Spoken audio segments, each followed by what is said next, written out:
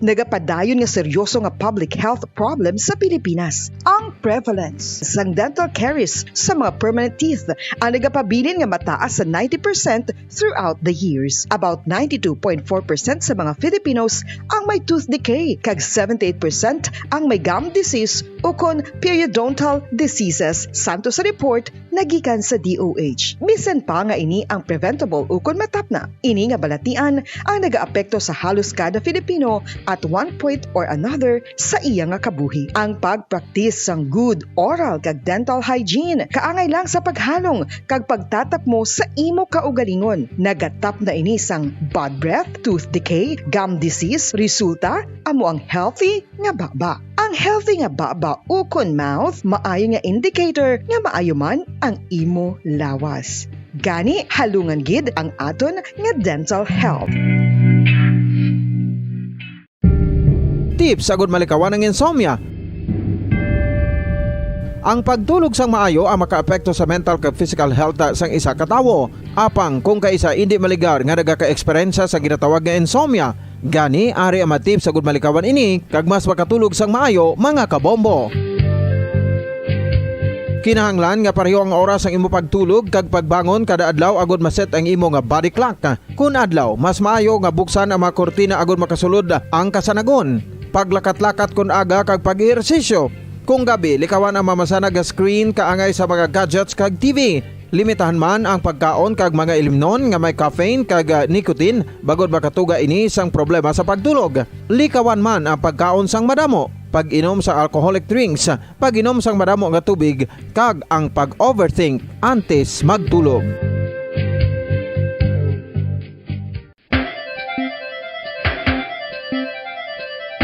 Ang talaba. Sino bala ang hindi maganahan magkaon sang talaba? Magluwas sa manamit sini nga sabor, ang talaba ang nagaunod man sa calories, protein, fat, vitamin D, thiamine, niacin, vitamin B12, iron, magnesium, phosphorus, zinc, copper, manganese kag selenium.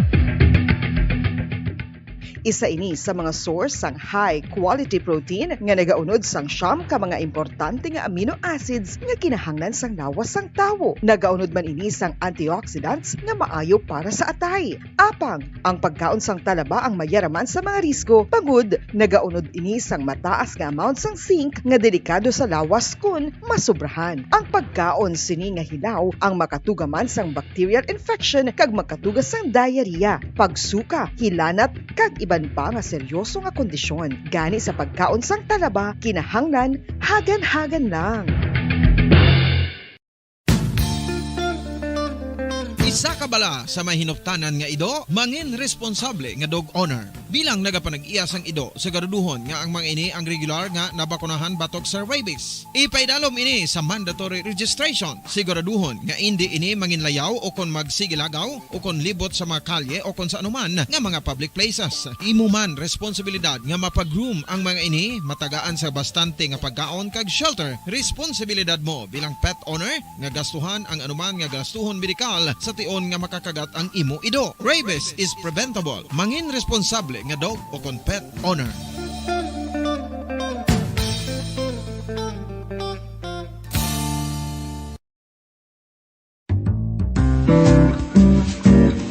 Mga pamaagi para mangin matinlo kag safe ang aton mga pagkaon. Ipabilin nga matinlo ang palibot. Isiparar ang hilaw sa naluto ng mga pagkaon. Lutuon sang maayo ang mga pagkaon nga dapat lutuon. Taguon ang mga pagkaon sa safe nga temperature. Depende sa kinahanglan sang klase sang pagkaon. Maggamit sang safe nga tubig kag raw materials.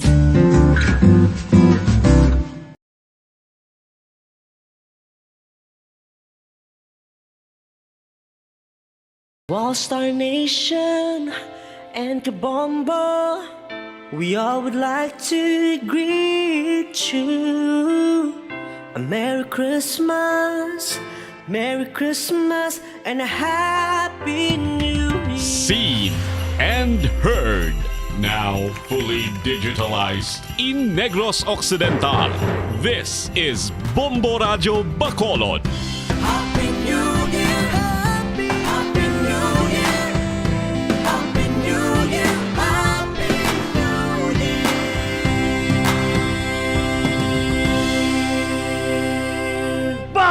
Paradyo Bombo! Oras sa Bombo Radio Philippine Standard Time, 3 minutos ang nakaligad sa takna ng alas 6 sa aga. Bombo Radyo Bacolod.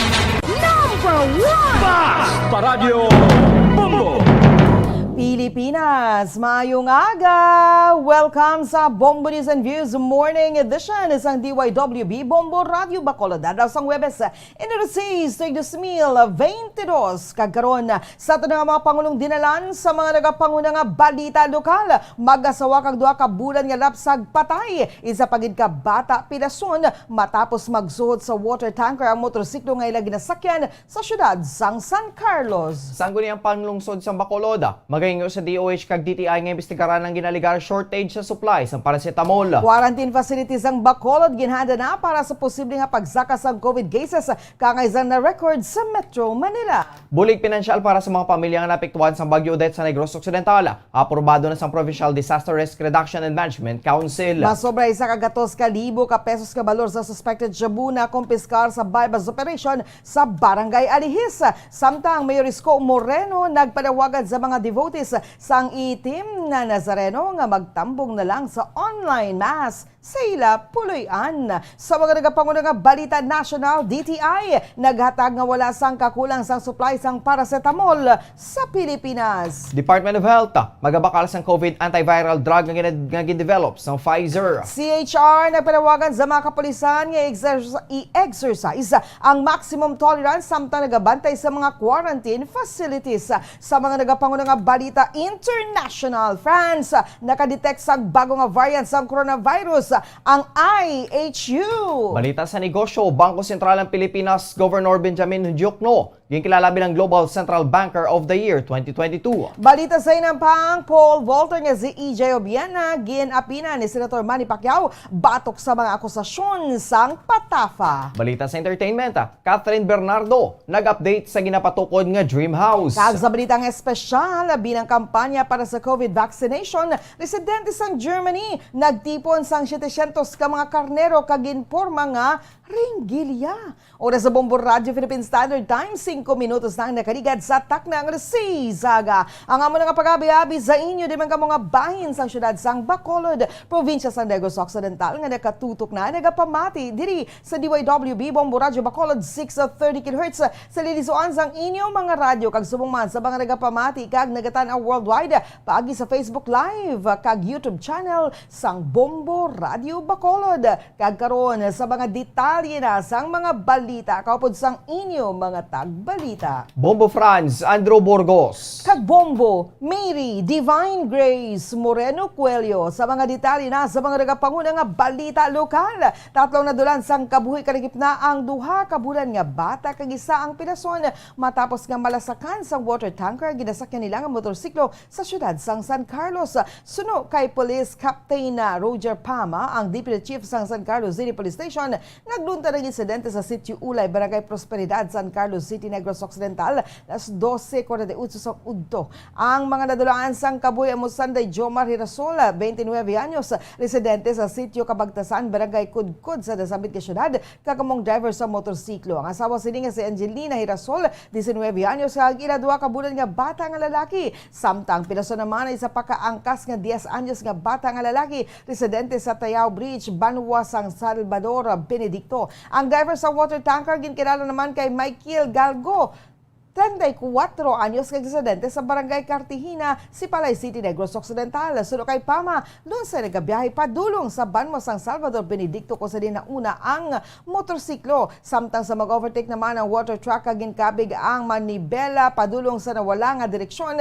Hinali man nga naguba ang steering wheel o kon drag link sang salakyan. Gani, imbes magliko padulong sa wala, nagliko ang truck sa natuong nga direksyon kung sa din yarang motorsiklo. Bangod sini, nagdasok sa idalom sang truck ang motorsiklo kag nakaupod nga nalasakan ang mga tawo o kung tatlo ka mga biktima nga dead on the spot. Samtang piloson naman ang isa. Yara na sa karon sa kustodiya sa San Carlos City Police Station ang driver sang water truck kag ginhawarat naman sa mga kapulisan kun magapasakas ang kaso ang pamilya sang mga biktima. Sulo kay Pama, reckless imprudence resulting to homicide and physical injuries ang mahimo pangatubangon nga kaso sang driver. May ara kita apat ka victim, 3 ang patay, 2 months old, kag ang inahan kag ang amay, tapos may ara injured ang isa ka 10 years old na bata, lalaki. Sunungdan ma'am, sa disgrasya ma'am is mechanical failure. About to overtake na tani ang truck, kaya ang motor ara sa kilid sa tuo niya. Gulpi lang kuno, nagkabig sa tuo. Kay gali, guba gali ang drag link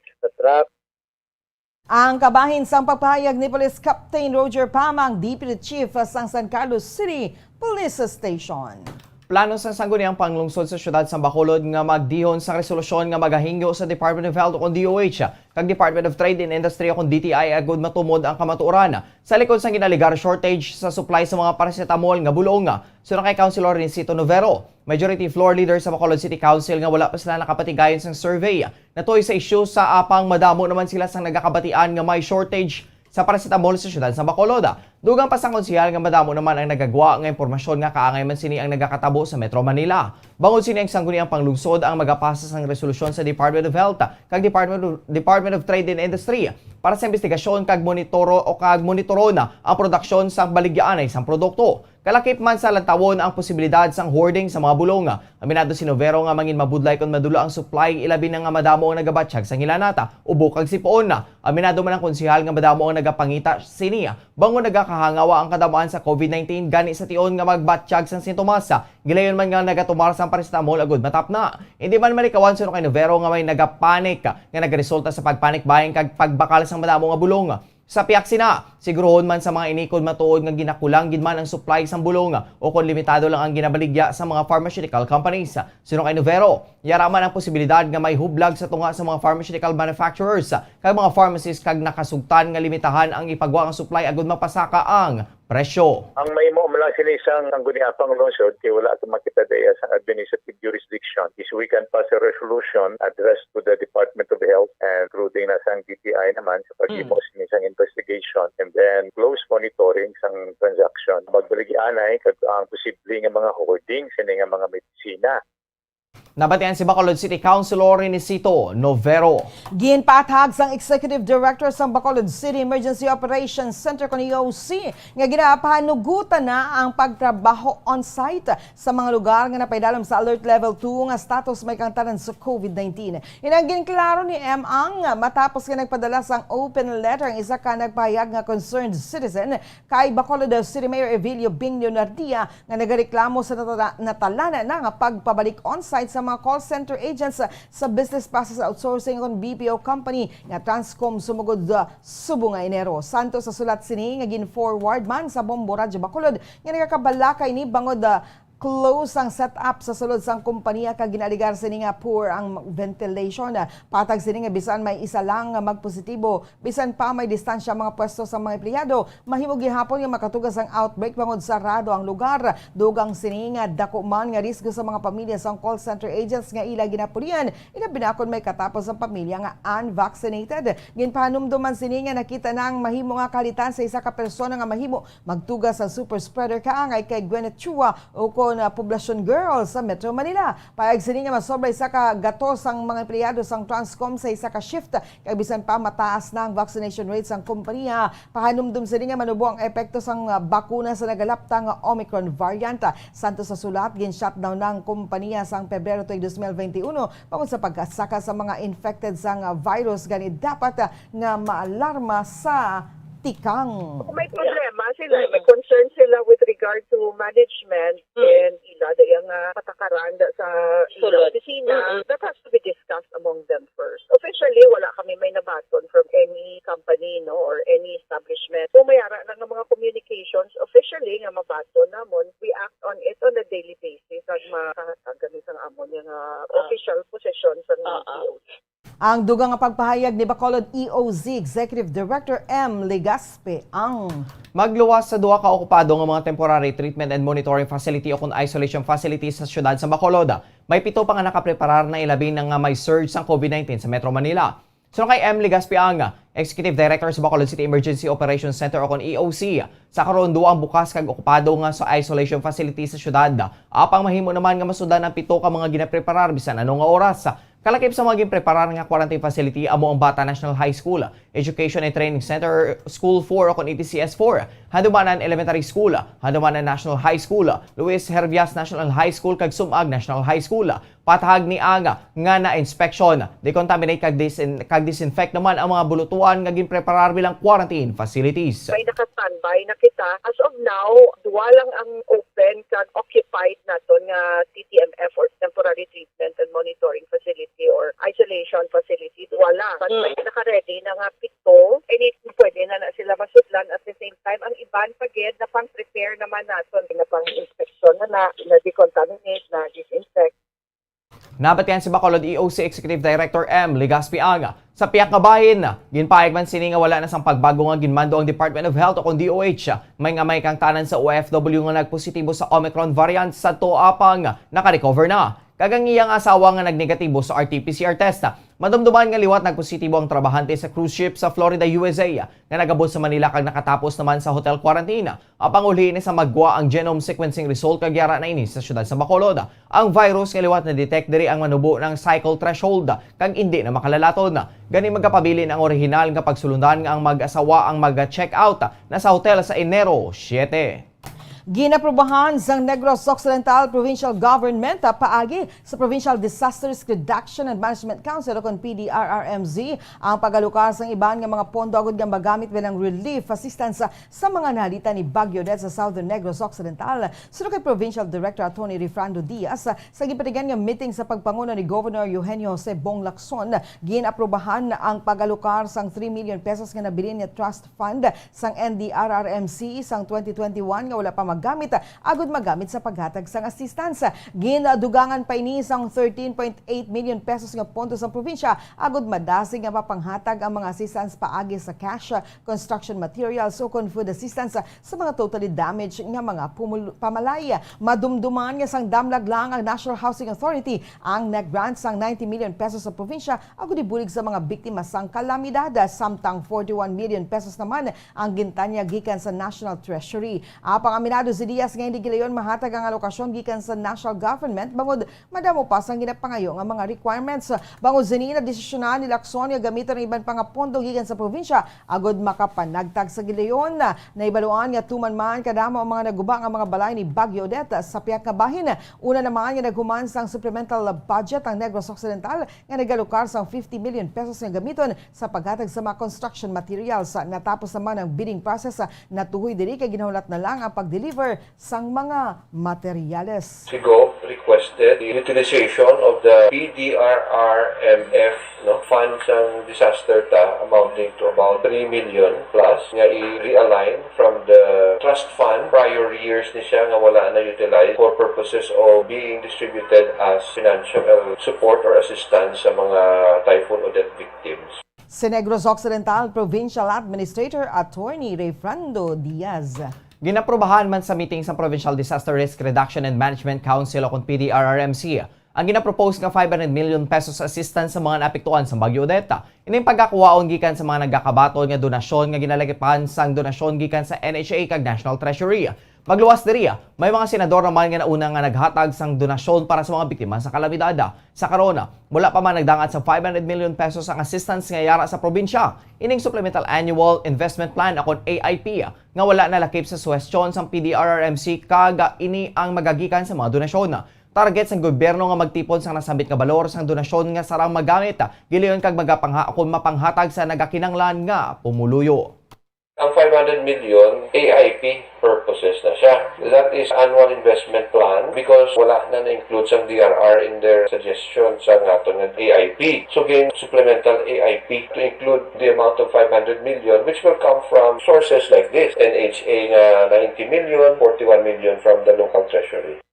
Nabatian si Negros Occidental Provincial Administrator Atty. Refrando Diaz. 17 minutos na nakaligad sa tak ng alas 6 sa aga sa iban pang balita lokal. Ginpahayag sa Provincial Administrator sa Negros Occidental nga problema sa probinsya amo ang establing power supply na gikan sa Negros Occidental Electric Cooperative o NOSECO nga nagatugas ang pag-malfunction sa mga medical equipment sa Mamaylan District Hospital. Sa interview sa Bombo Radyo Bacolod kay Atty. Refrando Diaz, ginpahayag siniya ginmanduan na siniya mga district hospital opisyal sa probinsya nga paandaron ang ilang mga generator sets sagod nga mga inestable ang ilang power supplies matapos nga magwaswas ang bagyong Odette. Mayroon naman sa structural damage ang Sipalay District Hospital kung sa rin ngayon padulungan na sang katapos ang Government Service Insurance System akong GSIS pagod cover na sang insurance ang pag-repair sa naguba nga bahin sa nga mga ospital. Sa District Hospital naman sang Valladolid Hospital natumbahan man sang kahoy ang atop sang operating room sini. Kasubong man bangod man sa Bagyo Odette naguba man ang dormitory sang Himamaylan District Hospital nga ginatiniran sang bangod sa Bagyo Odette sa gihapon. Samtang sa Paglaom Sports Complex naman naguba ang grandstand ganigin man doon naman ni Diaz ang engineering sa probinsya sa giliyon nga pagguba sang grandstand bangod hindi na maayong sitwasyon sini kag para man sa safety sang tanan. Sa karon ginatrabaho pa ang assessment kag mga proposal sa mga damages kag ginadauman nga mahatag na sa probinsya sa mas madali nga panahon. We na pag-prepare ang program of work, proposed budget for these hospitals. No? Ang Himamaylan, naguba na gina ilang aside sa low power, may alas na issues on ang ilang dormitory, hindi na din matulugan. So they're asking us to look into it and to send a repair crew at the soonest time possible. Ang dugang nga pagpahayag ni Provincial Administrator Attorney Ray Frando Diaz. Ginpagawa na sa presuhan ng lalaki nga suspitsado sa pagpatay sa iya kaugalingon nga amay sa Barangay Concepcion, Siyudad San Talisay, Negros Occidental. Sa tiyon mismo sa selebrasyon sa bagong tuig, madumduman nga ginahilot sang amay nga ginkilala kay Romulo Espinido, 76 years old, ang ulo sang iyang anak nga si Julius Roy Espinido, 33 anyos, alas 12:20 sang kagahon sang Enero 1, bago nagasakit ang ulo siniya. Apag hinali na lang sini nga naging kastigo ang ginampusan sang bato ang ulo sang iyang amay nga nagresulta sa pagkamatay siniya. Ginalantaw man nga nagasuprer sang nervous breakdown, ang depresyon ang suspitsado. Sunod kay Police Lieutenant Marion Vicente Buenaflor, ang Deputy Chief sang Talisay City Police Station nga wala na nagpasaka sang kaso ang iban pa nga mga kabataan sang biktima sa ila utod. Dugang pa ni Buenaflor nga sila man mismo ang nagsugat sa bata sa presuhan. Payag sa pamilya nga luyag anay sa mga iniing sang privacy kag pag-unahon nila ang pag-asikaso sa haya sang amay. Sunod kay Buenaflor, wala nagresponder ang suspitsado kung sila ang nagasugilanon diriya. Apang makita man nila nga nag-istorya inikon kaupod ang iya pamilya. Pagbuha siya, kay ang pamilya, din sarili na magsarikasok, sabi ng sugat sa Manila, ganyan, di ba nga, gusto nila sarihan, pag maayo ang pamilya, kaya naon nila, may parang week, nila nga father, siguro, yung mga natandaan ng sila nila. So, muna privacy nila, ang pamilya nga na sa tatay nila.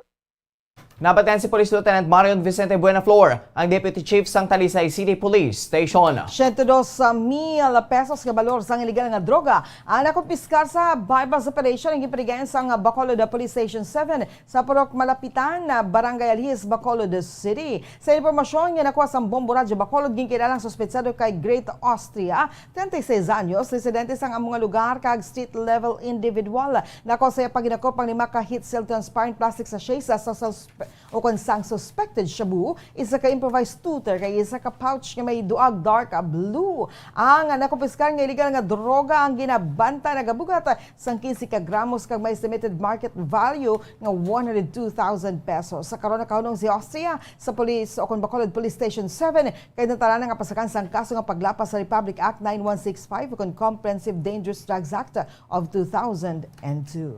Para sa katapusan nga balita lokal, wala sa may nasamaran apang totally damage ang isa ka balay sa nagluntad nga sunog sa Barangay San Fernando, Siyudad San Talisay, Negros Occidental kahapon.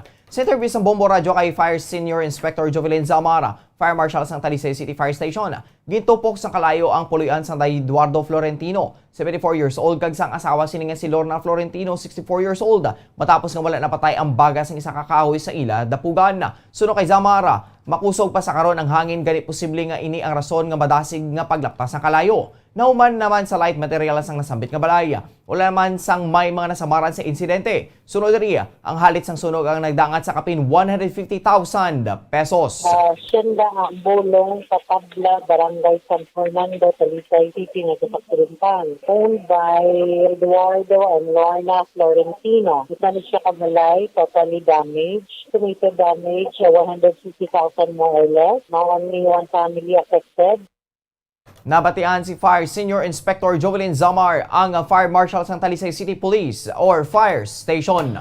22 minutos na nakaligad sa takdang alas 6 sa aga. Bantayan sa pagpanumbalik sang Bombo News and Views Morning Edition. Mga detalye na sa mga nagapangunang nga balita national, international, kag iban pa diri sa gihapon sa DYWB Bombo Radio Bacolod.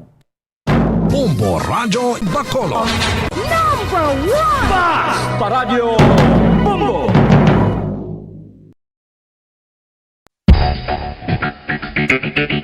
Ang husto nga paggamit sang earphones o kon headphones. Kalabanan sa karon, ilabi na sa mga pamatanon ang masami nga nagagamit sang earphones o kon headphones sa tion sang nagausar sang gadgets. Apang, ano bala kalawig ang aton paggamit sang earphones kag headphones? Nakahibalo bala kamo mga kabombo nga ang tuman kalawig nga paggamit sini ang makatugas sang ear noise o kon acoustic trauma. May pila ka mga tips nga makabulig agud mahalungan naton ang aton dulunggan kag pamatin-an. Dapat nga ipabilin nga yara lang sa 60% ang volume sang aton nga mga earphones o kon headphones. Likawan nga masobra sa 4-5 ka oras ang tayuyon nga paggamit sang earphones o kon headphones. Magtala na sang 15 minutos nga break matapos sa 1 ka oras agud nga makapahuway ang aton pamatinan. Masami nga tinluan ang earphones o kon headphones kag mas maayo nga gamiton ang duha ka mga earpiece sang aton nga mga earphones.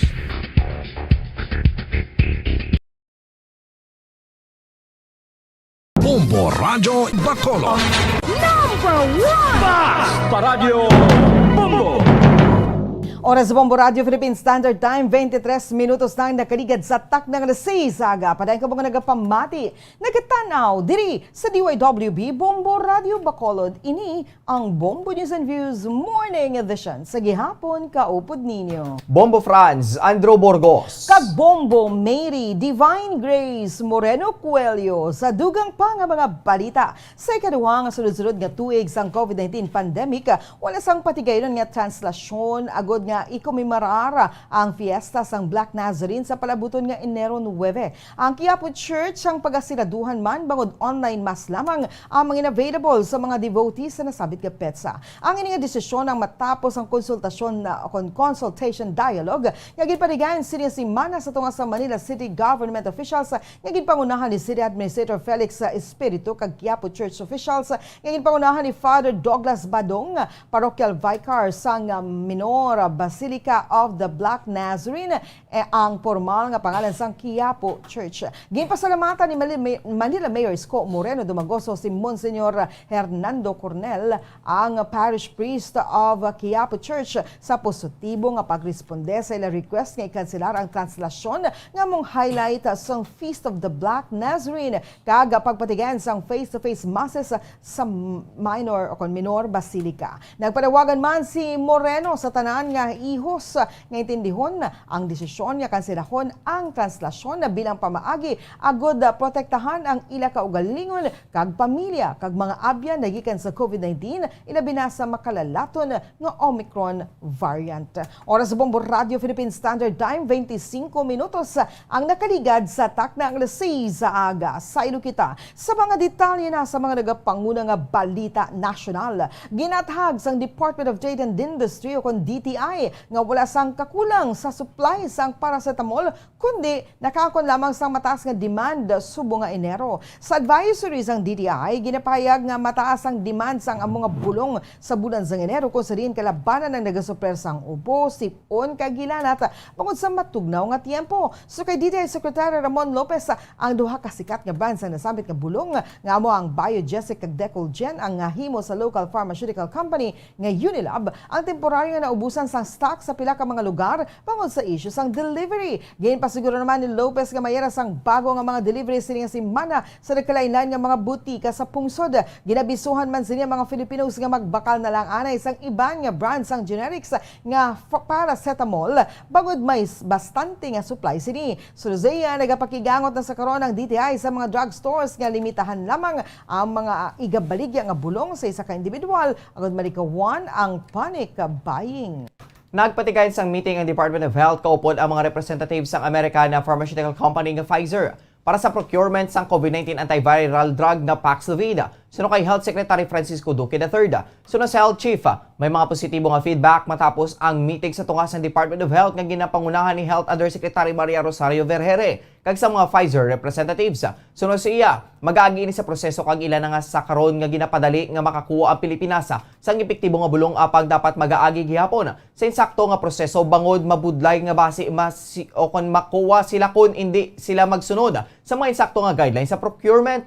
Naibaluan nga gin-authorize na sang US FDA ang paggamit ng Paxlovid kag nangin labing unang at-home treatment para sa COVID-19. Sa piyang kabahin, ginpahig ni Duque nga nagahulat pa sila sang rekomendasyon nagikan sa Technical Advisory Group of Experts para sa posibleng nga paggamit sang self-administered antigen test kits para sa COVID-19. Ginatag ni Vice President Leni Robredo nga fake news kagulas ang kamaturan na nagalapta sa social media nga wala nagsunod sa COVID-19 quarantine protocols ang iya mga kabataan sang sila ang nagbalik sa Pilipinas nagikan sa Estados Unidos.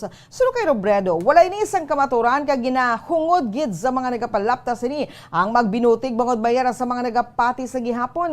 Sunod diri nagasaka na sa karon ng kaso kag ibis nga magbudig naganegosyo pang iban sang kabutigan. So kay Robredo, makapila ka beses na sini nga ginpakigbahin sa publiko kung anong natabo sa iyang mga kabataan. So sa iya, si Trisha isa ka medical doctor ang nagpositibo sa virus sadtong Disyembre 25 sa ikalimang adlaw sa mandatory quarantine city kag ginsaydo siya sa quarantine facility. Ante siya gin-release sadtong Enero 4, nagnegatibo na si Trisha sa COVID-19 sa 3 kasunod-sunod nga adlaw. Nagnegatibo naman sanday Aika kag Jillian matapos ang 5 ka adlaw nga mandatory quarantine kag gintapos nini sa ilang puloy-an. Para sa katapusan nga balita nasyonal, nagapanawagan ng Commission on Human Rights sa kapulisan nga sundo ng mando ni Philippine National Police Chief Police General Leonardo Carlos nga exercise ang maximum tolerance kag respeto ng human rights. Samtang silang nagabantay sa mga hotels nga nagaserbe bilang quarantine facilities. Si Saka statement, ginpaig na sa HR spokesperson Attorney Jacqueline Andigia nga dapat sundon ang sa kapulisan ng mando ni Carlos sa pagpatuman sa COVID-19 health protocols. Ginakilala naman sini ang diskresyon sang gobyerno sa paggamit ng police force agud masiguro ang kaluwasan sa publiko. Sang Martes, ginmaduan ni Presidente Rodrigo Duterte ang mga law enforcers nga bantayan ang mga hotels nga nagaserbe bilang sa mga quarantine areas para sa mga returning Filipinos matapos ang isa ka viral report sa isa ka babae nga nag-escape sang quarantine matapos nagabot nagikan sa Estados Unidos. Sunod diri, kinanglan ang humanitarian approach agud mabalanse ang law enforcement sa tion sang pandemic. 29 minutos na nakaligid sa tak ng alas 6. Agasaylo kita sa mga detalye na sa mga nagapanguna nga balita international. Kadto kita sa pungsod France. Samta nagapangatubang ang bilog nga kalibutan sa paglaptas ng Omicron variant sa COVID-19 nga may mataas nga transmissibility rate na diskubrihan o kon nakadiskubre ang mga scientists kag experts sa France sang bago na naman nga variant sang COVID-19 ginatawag IHU. Ang mga variant na ginalantaw nga nagikan na sa madamo nga mutation sa Omicron. Sunod sa report, malapit 12 ka mga kaso sa bagong variant ang na-report malapit sa Marseilles kag ginaangot sa Cameroon. Ang B16402 o kon ang IHU variant ang labing una nga gina-identify sa Academic Institute IHU Mediterranean infection kag nagaunod sa 46 ka mga mutations nga mas masobra pa sa Omicron. Ang bagong variant na posible nga mangin major threat apang wala pa sang kaso nga na-report sa iban nga pungsod, magluwas lamang sa France kag wala na gin-label bilang variant under investigation sa World Health Organization. So, sa MED-RCIV ang strain na nagadala sa E484K mutation nga masami makahimo sini nga mass resistant sa vaccines. Ini mayara sang N501Y mutation nga una nga nakitan sa alpha variant nga ginapatian sa mga eksperto nga mas makalalaton. Suno kay Philip Colson, ang head kag professor sang departamento sa IHU nga naka-recover sang variant, kinahanglanon gidnila sang pila ka mga kaso sang bagong variant sa Marseilles sa geographical area kag ginpangalanan nini nga variant IHU kag duha ka mga genomes ang nasambit na. Nagpositibo sa COVID-19 si Polish President Andrzej Duda. Kaga naga-self-isolate sa karon suno siya Chief of Staff nga si Paweł Szrota. Suno kay Szrota, mayo man ang kahimtangan sa presidente wala ini nagasuprer sa severe nga sintomas kag napaidalom sa constant medical care. Sunod sa iya, nakabato ng presidente sang 3 ka COVID-19 vaccine doses ang Abril, Hunyo kag Disyembre. Sang nagligad nga tuig, ang Health Ministry sa Poland ang nakareport sang daily increase ng 17,196 ka mga kaso sa Miyerkules sa kag 632 ka mga COVID-related deaths. Ang Poland ang isa sa mga may pinakamanubong ang vaccination rate sa Europa, ngayon sa kapin 63% sa adult population. Nagpadam naman si Health Minister Adam Nielzielski nga ginalauman sini nga magsaka ang kaso sa Enero kag nagapreparar na ang gobyerno sa pag-atake sang Omicron. Kag sa katapusan ng balita international sa Hong Kong, ginanunsya sa Hong Kong ang duha ka simana nga ban sa magasulod nga flights nagikan sa 8 ka mga pusod. Lakip na ang Estados Unidos kag Britanya kag ginpahugot ang mga restrictions bungod sa kahadlok sa mga otoridad sa 5th wave sang impeksyon. Ang mga incoming flights nagikan sa Australia, Canada, France, India, Pakistan, Pilipinas, Britanya, kag Estados Unidos ang igaban humalin Enero 8 tubtob Enero 21. So kay Hong Kong leader Carrie Lam, so kay Lam igaban sang gobyerno ang indoor dining matapos ang alas 6 ang gabi humalin sa Biyernes kag pagasiraduhan ang mga swimming pools, sports centers, bars kag clubs, museums kay ban pang venue sa sulod sang duha ka semana. Posible man nga makanselar ang mga palabuton nga cruise journeys sa Sunzea. Wala pa nila nalabot ang 5th wave apang na sila sa Verge Cine. Para sa balita sa negosyo, ginkilala ang The Banker, isa ka international business magazine bilang Global Central Banker of the Year 2022.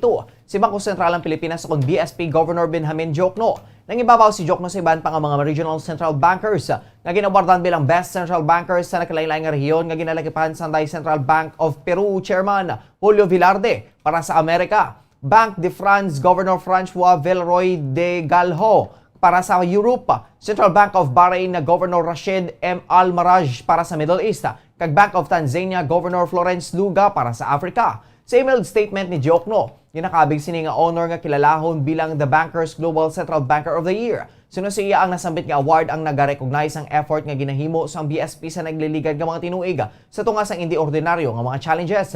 Si Diokno ang nagpungko bilang BSP Governor sa Marso 2019 kag ginbuslan ang post ni Governor Nestor Espinilla Jr. nga nagtaliwan sa Pebrero sa kaangay nga tuig. Una na nga ginpahayag ni Diokno nga luyag sini nga ang hindi magnubo sa 50% sang tanan nga transactions ang dapat mahimo digitally sa katapusan sang iya termino sa 2023. Para sa aton nga foreign exchange rate, ang isa ka US dollar may bilang 54 pesos and 24 centavos. Ang isa ka Hong Kong dollar may bilang 6 pesos and 57 centavos.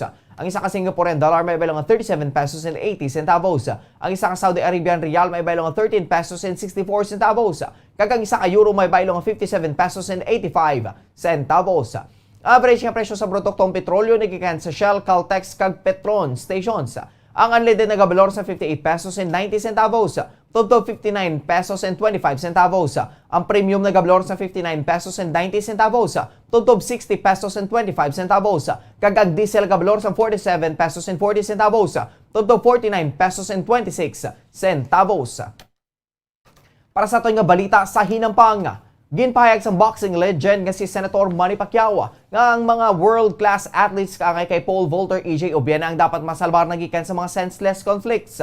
Ini ang ginpahayag sa presidential aspirants isa ka adlaw matapos ginukas ang Philippine Athletics Track and Field Association o kung patafa ang Olympian sa national team bangod sa ginaaligar hindi insakto nga paggamit sa pundo. Sino kay Pacquiao, dapat untaton ang ini nga sahay isang wala pulos nga konflikto nga tuman nga nakaapekto sa mga world-class athletes kaangay kay EJ Obiena. Sunod sa iya, bilang isa ka na atleta, naintindihan sini ang balatsago ni EJ nga nagasakripisyo sang dugo. Balas kag duwa agud malabot kung diin man siya sa karon.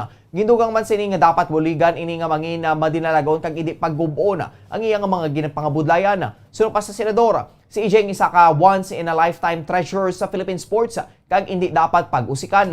Nag-offer man si Pacquiao nga magpatunga kag mangin mediator ni Obiena kag sang patafa kun kinahanglanon. Sunod riya, kung kinahanglanon pwede niya ma-offer ang iyang kaugalingon kag opisina sa PSC agud mapungkuan ini sang tanan kag makayo ang gamo agud makabalik na sa training si EJ sa iya masunod nga hampang. Oras sa Bombo Radio Philippine Standard Time, 36 minutos na ang nakaligad sa tak ng alas 6 aga kagkaroon sa ato naman nga showbiz news. Ginpakigbahin ni Catherine Bernardo ang progreso sa pagpatukod sa iyang dream house. Sa Instagram, ginpost ni Catherine ang mga litrato nga nagapakita nga nagdangat na sa kadong nga panalagaan kay nag-indikar nga mangin malapad din nga propiedad. Makita man sa pictures ang overlooking view nagikan sa balay. Magduwa sa pagbisita sa site, gintisingan man ni Catherine ang mag-mix ka sang semento. Nalagip man sa mga nagkomento ang long-time real kag real life partner ni Catherine nga si Daniel Padilla nagpabutyag man sang iya nga excitement. Una nga ginpakigbahin ni Catherine Bernardo nga ginpatukod sini ang iya dream house ang Marso tuig 2020 kag ginpahayag nga nagdangat sa 3 ka tuiga ang pagplano sini. Para sa aton nga Bombo Health News, stress ka bala sa obra? Kinanglan mo sang break? Ang pagsaka sa bukid na makabulig agud madula ang stress apang nakaibalo-bala ka mga magluwas sa mental health. Mayo man ini para sa lawas. Ang hiking ang isa ka cardio workout nga makapanubo sang risgo sang heart disease. Makabulig man ini sa pag-improve sang blood pressure kag blood sugar levels. Ang pagsaka sa bukid na makaboost man sang density bangod ang paglakat sang isa ka weight-bearing exercise. Magluwas diri, naghatag man ini sang kusog sa glutes, quadriceps, hamstrings kag muscles sa hawak kag tiil sang isa ka persona. Nagapa-improve man ini sa balance, nagapakusog sang core kag nagabulig agud makontrolar ang isa ka persona ang iya nga kabugaton. Nagapanami man ini sang modo bangod sa ang pagsaka sa bukid ang may positibo nga impact sa pag-combat o kung pagkontra sa mga sintomas sang stress kag anxiety. Oras sa Bombo Radio Philippine Standard Time, 38 minutos ang nakaligad sa tak ng alas 6 aga kagkaroon sa ato naman nga balitang espesyal. Sa karon, nanarisari na nga mapamagi sa pag-inganyo sa mga tao nga magpabakuna batok sa COVID-19. Apang, pinasahayang pamagi sa isa ka German campaigner, bangod ginpaagi sila sa paghuman sang korte nga kaangay sang higante nga ringgilya paagi sa 700 ka mga karnero. Nagalaw mini nga makatugas ang emotional appeal kag matandog ang tagipuson kag paminsaron sa mga tawo nga nagapangduha-duha pa sa gihapon sa pagbaton sa COVID-19 injection. Nibaluan ang Germany ang may manubo nga vaccination rate kung ipangit sa kadamuan nga mga Western European nations. Samtang may iba naman nga nagapangduha-duha pa kung magapabakuna o kung magpamatok sa vaccination. Sus organizers ang kampanya nga ginkilala kay Hans-Peter Etzold, ang mga karnero ang popular sa mga tao nga nagadala sa positibo nga emotional connotations. Gani nagalaw mini nga malabot sang panagwagan ng madamo nga mga pumuli emotionally sa tiyon nga wala na naga-epekto ang logic kag reasoning. Si Etzold ay nagatrabaho kaupod sa mga shepherds, mga kompanya kag mga kasapatan na nga mapatigay ng mga team building events sa Northern German town nga Schneverdingen. Pahayag sini nga nakita niya kung paano ang ini nga pagbaton sa mga karnero kag ini nagatandogid sa mga tao nga hindi mahimo paagi sa rational arguments. Ang mga kasapatan nga gikan sa shepherd nga si Stephen kag iya asawa ang nagasunod sa mga ginasipad-sipad nga tinapay sa duha nga nagaporma sa isa ka 2 ka metro nga kalabaon o kon kalabaon nga ringgirya gin-film paagi sa drone. Sando sa German Robert Koch Institute for Infectious Diseases, 71.3% sa populasyon sa Germany ang nakabato na sang duha ka doses ng COVID-19 vaccine kag sa 39.3% ang nakabaton sa booster shots as of January 4, 2022. Bangod sini ang Germany ang nalakip sa Western European countries nga may pinakanubo nga vaccination rates sa data gikan sa European Center for Disease Prevention and Control. Samtang kapin sa 5% sa Germans naman ang lantaran nga nagapamatok sa vaccination kag iban ang nagapabilin nga undecided. Oras sa Bombo Radio Philippine Standard Time, 40 minutos na nakaligid sa tak ng alas 6 aga. Sa ilo kita sa aton nga lakat sang panahon.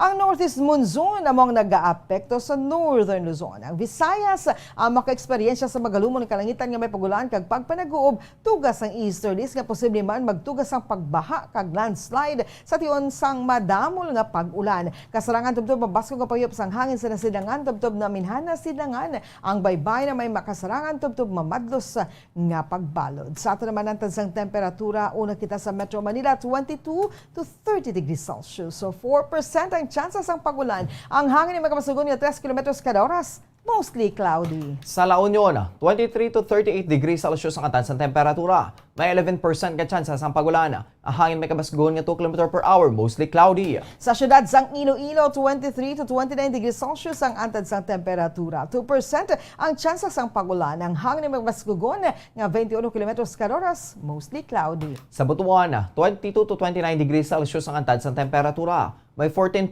ka tsansa sang pagulana. Ang hangin may kabasgon nga 0 km per hour, mostly cloudy. Kag diri sa syudad sang Bacolod, 23 to 30 degrees Celsius ang antad sang temperatura. 4% ang tsansa sang pagulan. Ang hangin may kabasgon nga 13 km kada oras. Mangin o kon with cloudy sky. Ang adlaw na butlak las 6:23 sumugid lamang nga aga kag magatunod las 5:41 karon sa kahaponanon. Oras sa Bombo Radio Philippine Standard Time, 42 minutos tayo nakaligad sa taknang resi sa aga. Inyo na batian ang mga balita nga gindulong sa inyo sang Bombo News Team sang DYWB Bombo Radio Bacolod sa subungan daw sang Webes Energy State 2022. Ini ang Bombo News and Views Morning Edition. Kag kami ang inyo nangintag balita. Bombo Franz, Andrew Burgos. Kag Bombo Mary Divine Grace Moreno Coelho para sa Pambansang Radyo ng Pilipinas, consistent overall number 1 sa Bacolod, Basta Radio. Bombo! Kag sa ato nga Bombo News Analysis, naging padala sa isa ka maukod nga tagpalamati sa Bombo Radio Bacolod. Inaging basa ni Bombo Daniel Lecciones. Ini ang may tigulo kaladlawan nga partido. PDP laban nga partido, wala vice president kag president nga opisyal nga kandidato, kusi nga faksyon nga ginbayaan sang administrasyon. Lihok nila nga kaladlawan, nagfile sang petisyon nga ang kandidasi liwat pagabuksan. Diri lang naton mahibaluan ang kadalok sa poder nagharigid sa ila dughan. National tani nga partido nga nagpalaya sa kay Pacquiao nga ilang miyembro, ginbayaan man ni Duterte kag ni Go kag hindi na masaligan sa mga tawo. Ini ang ila sa kumilik nga petisyon. May mga plano gid nga madalom nga dapat hindi pagsuportahon kay daw ginatunto lang nila ang mga Pilipinhon. Ang ini ang panguna-una ang pananawan ng ipadala ni Leo Seralbo sa Granville Subdivision, Barangay Mansilingan, Bacolod City. Sa mga tagpalamati isang Bombo Radyo Bacolod, pwede man kamo magpadala sang inyo panghuna-huna kag pananawan sa Bombo News and Views Morning Edition. Care of DYWB Bombo Radyo Bacolod, CBS Development Corporation Building, Lacson Street, Mandilagan, Bacolod City. O kung pinaagi man sa email address sang Bombo Radyo Bacolod, bombo_bacolod@bomboradyo.info.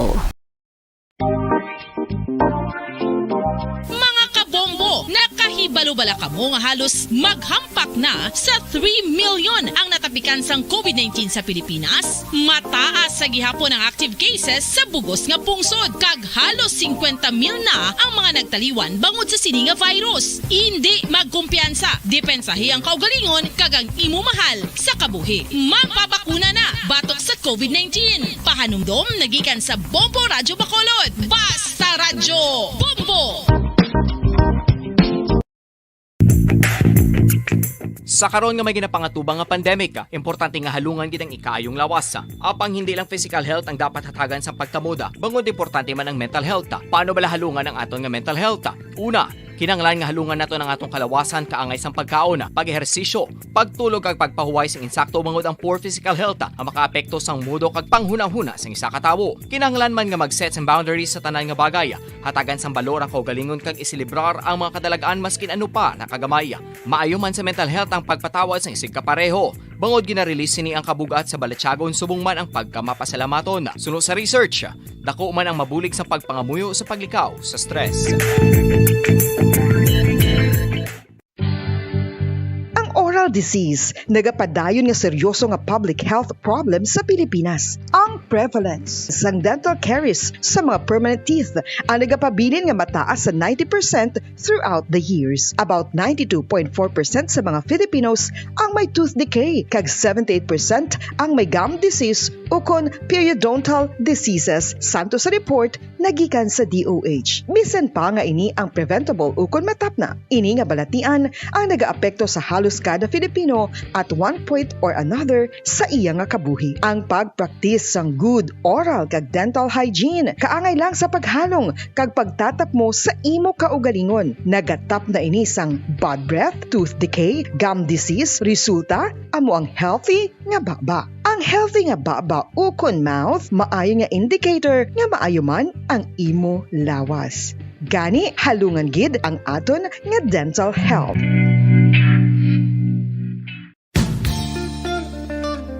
Isa ka bala sa may hinuptanan nga ido, mangin responsable nga dog owner. Bilang nagapanag-iyas ang ido, siguraduhon nga ang mga ini ang regular nga nabakunahan batok sa rabies. Ipaidalom ini sa mandatory registration. Siguraduhon nga hindi ini manginlayaw o kon magsigilagaw o kon libot sa mga kalye o kon sa anuman nga mga public places. Imo man responsibilidad nga mapag-groom ang mga ini, matagaan sa bastante nga pagkaon kag shelter. Responsibilidad mo bilang pet owner nga gastuhan ang anuman nga gastuhon medikal sa tion nga makakagat ang imo ido. Rabies is preventable. Mangin responsable nga dog o kon pet owner.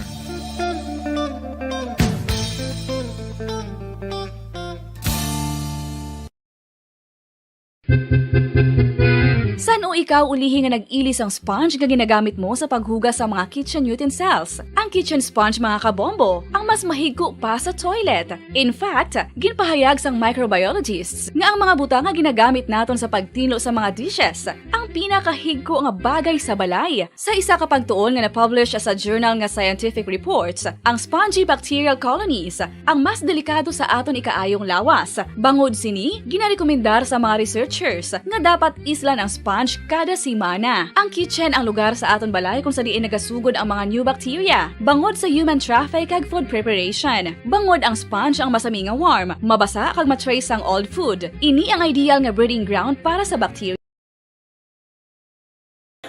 And Kabombo, we all would like to greet you. A Merry Christmas, Merry Christmas, and a Happy New Year. Seen and heard. Now fully digitalized in Negros Occidental. This is Bombo Radio Bacolod. Happy New Year, Happy New Year, Happy New Year, Happy New Year.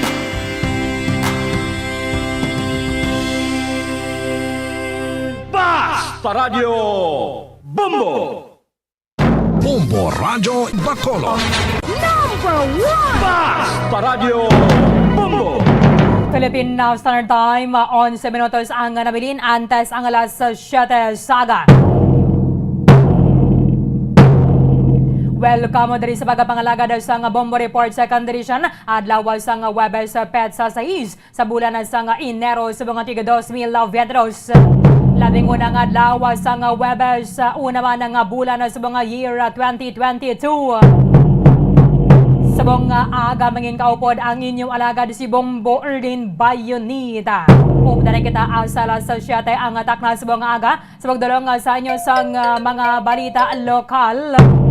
Mga na-record diri sa ato na sa maya syudad sa Bacolod, Calaquipan na sa maya probinsya sa Negros Occidental.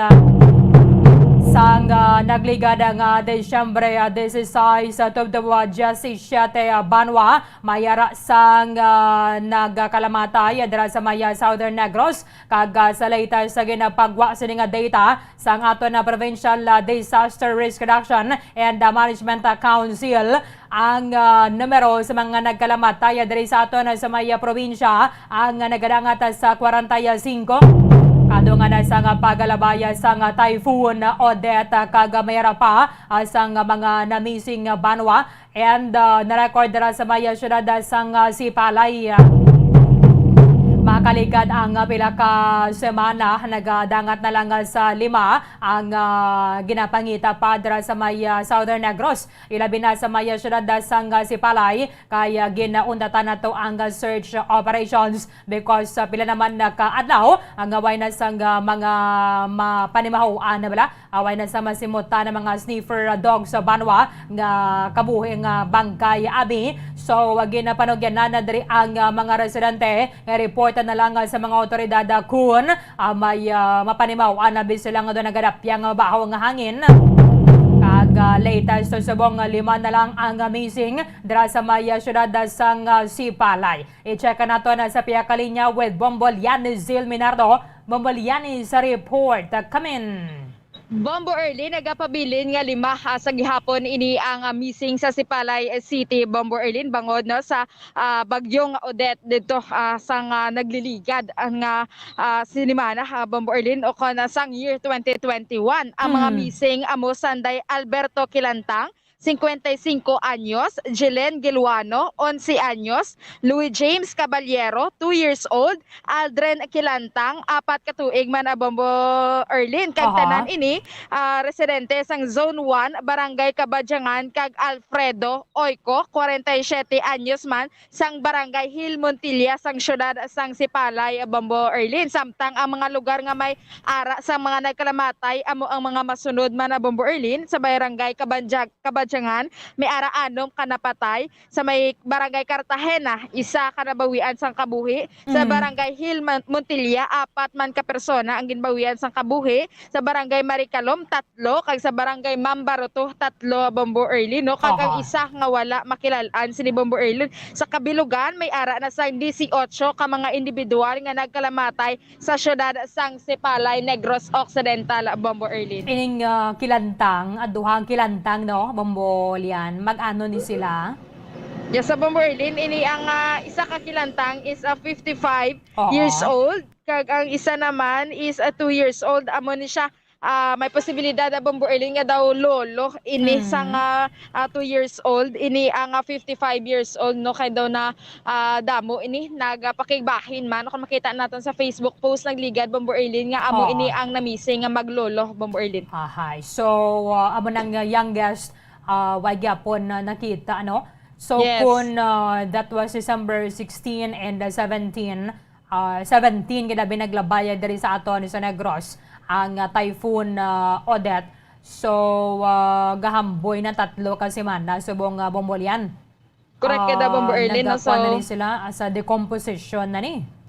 Correct kada Bombo Early. So condolences gini sa mga pamilya sa nga na dulaan no, sang o kana sang biktima Bombo Early sa nga typhoon Odette. So kalabanan sini sa ila Bombo Early ang ila sini nga mga panimalay bala nagkalaanod sang pag-alagaslas gid ini sang bagyong Odette. Pero sa mga upper barangay na ni sila Bombo Early kung taon naton ang napanglawag tang mga kabaranggayan. Ang kalabanan na ginabi diri mga nagkalaanod bala sa suba. Correct yada Bombo Early, nagkalaanod ini sila no, even daw nga medyo mataas na niyang barangay no, nga nasa Kupan galing kay sa Kakusugon kag sa Kadalumon bala sang tubig no, dito gid kalabanan nagkalaanod ni sa suba o kon sa mga coastal area na siguro Bombo Early. So 4 sa may Kabadyangan and then isa na lang gid sa Hill Montilla. Yes, correct yada Bombo Early. Ba't kung lang tawon naton ang most number, highest number diri sang mga nagkalamatay, Kabadyangan man no, among Bombolian? Yes, correct kay Bombo Early, kay anom gid ka persona ang ginbawian sang kabuhi, kay sa Hill Montilla 4 Bombo Early no. Okay. Yes. So kay why naman na subong nga sang search operations. Ite sige lang sa mga tulaan na lang nila bala. Bata ko na tulaan na lang medyo bulubudlay na pag-identify kung na sino-sino sa ila unless siguro may DNA test para sa ilang mga family members.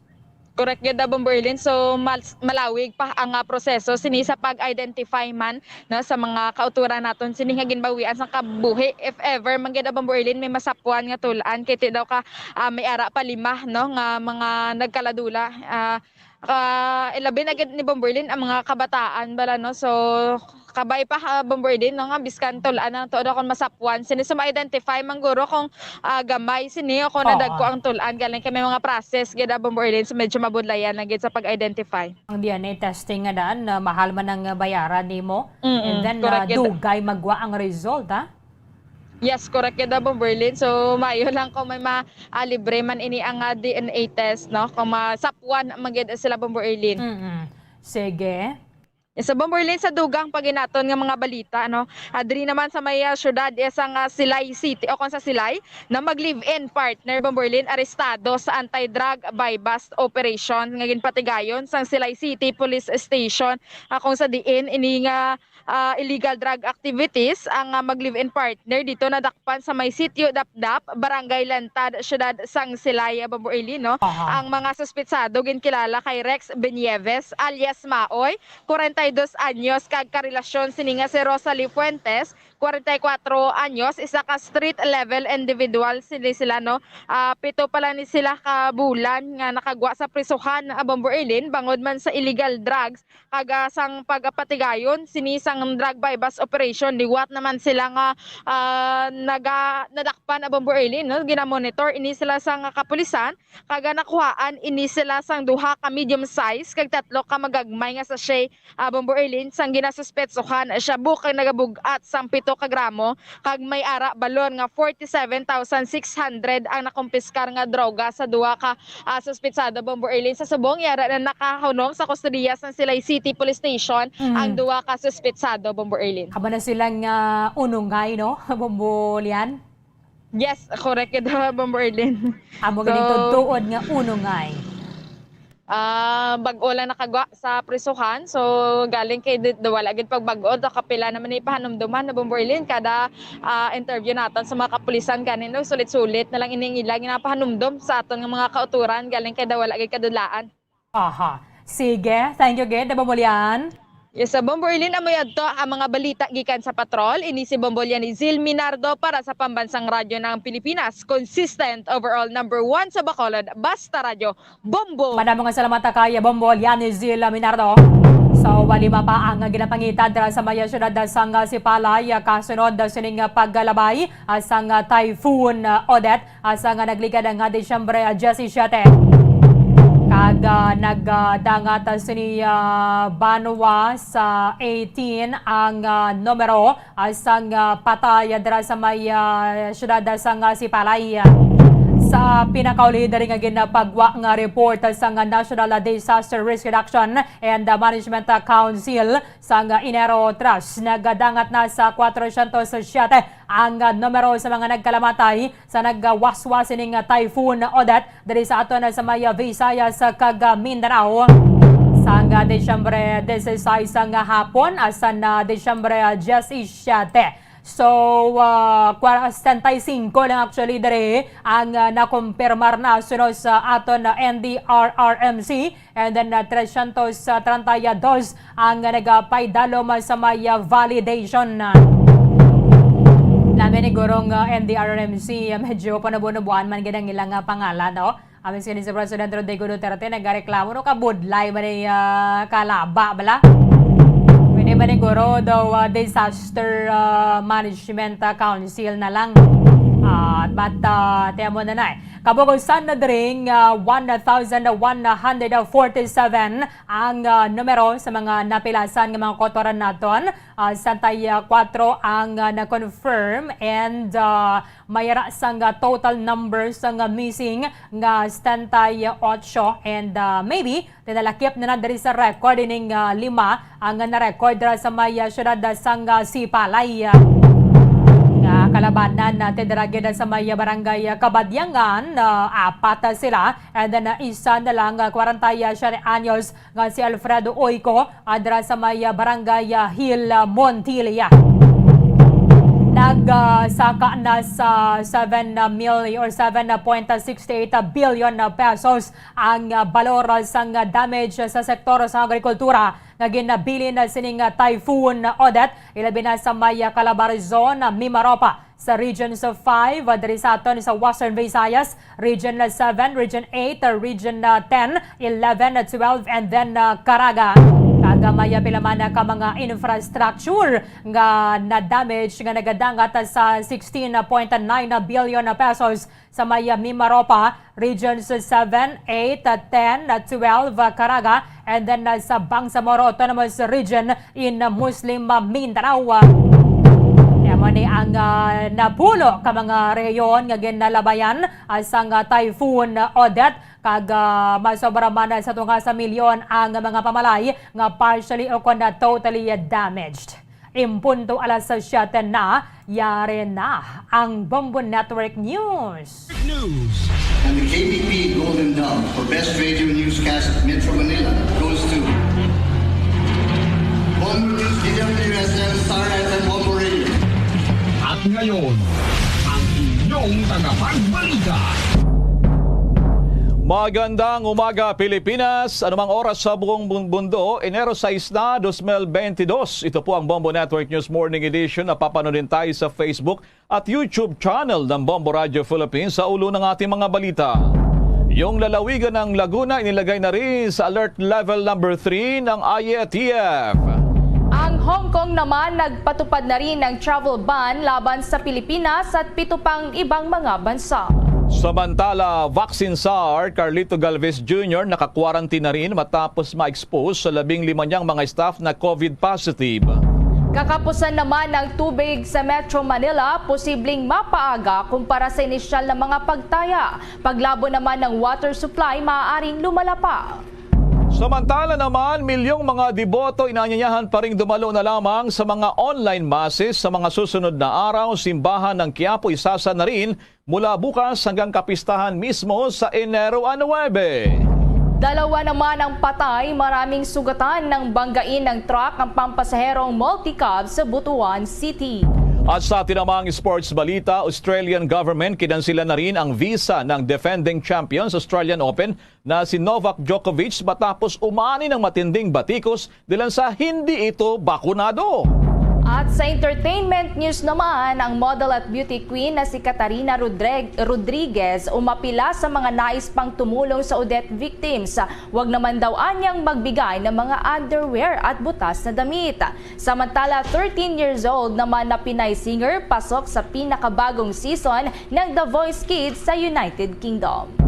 Mga kabombo ka Star Nation, ako po si Bombel Maracol. At ako naman si Bombo Everly Rico. At ngayon sa detalye ng ating mga balita.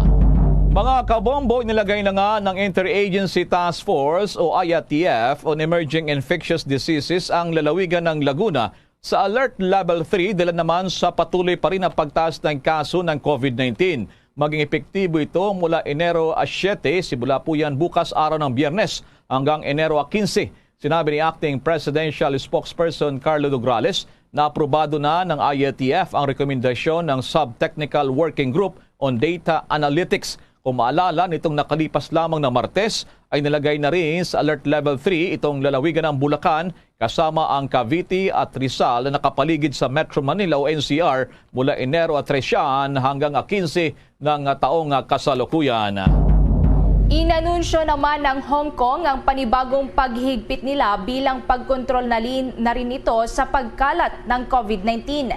Isa nga rito ang pagbabawal sa mga flights mula sa Pilipinas at 7 iba pang mga bansa na kinabibilangan niya ng Australia, Canada, France, India, Pakistan, United Kingdom at ng Amerika. Isasara rin nila ang mga bar at gym, ganun din ang pagkansila ng mga evening restaurant dinings matapos ngang matuklasan ang Omicron variant.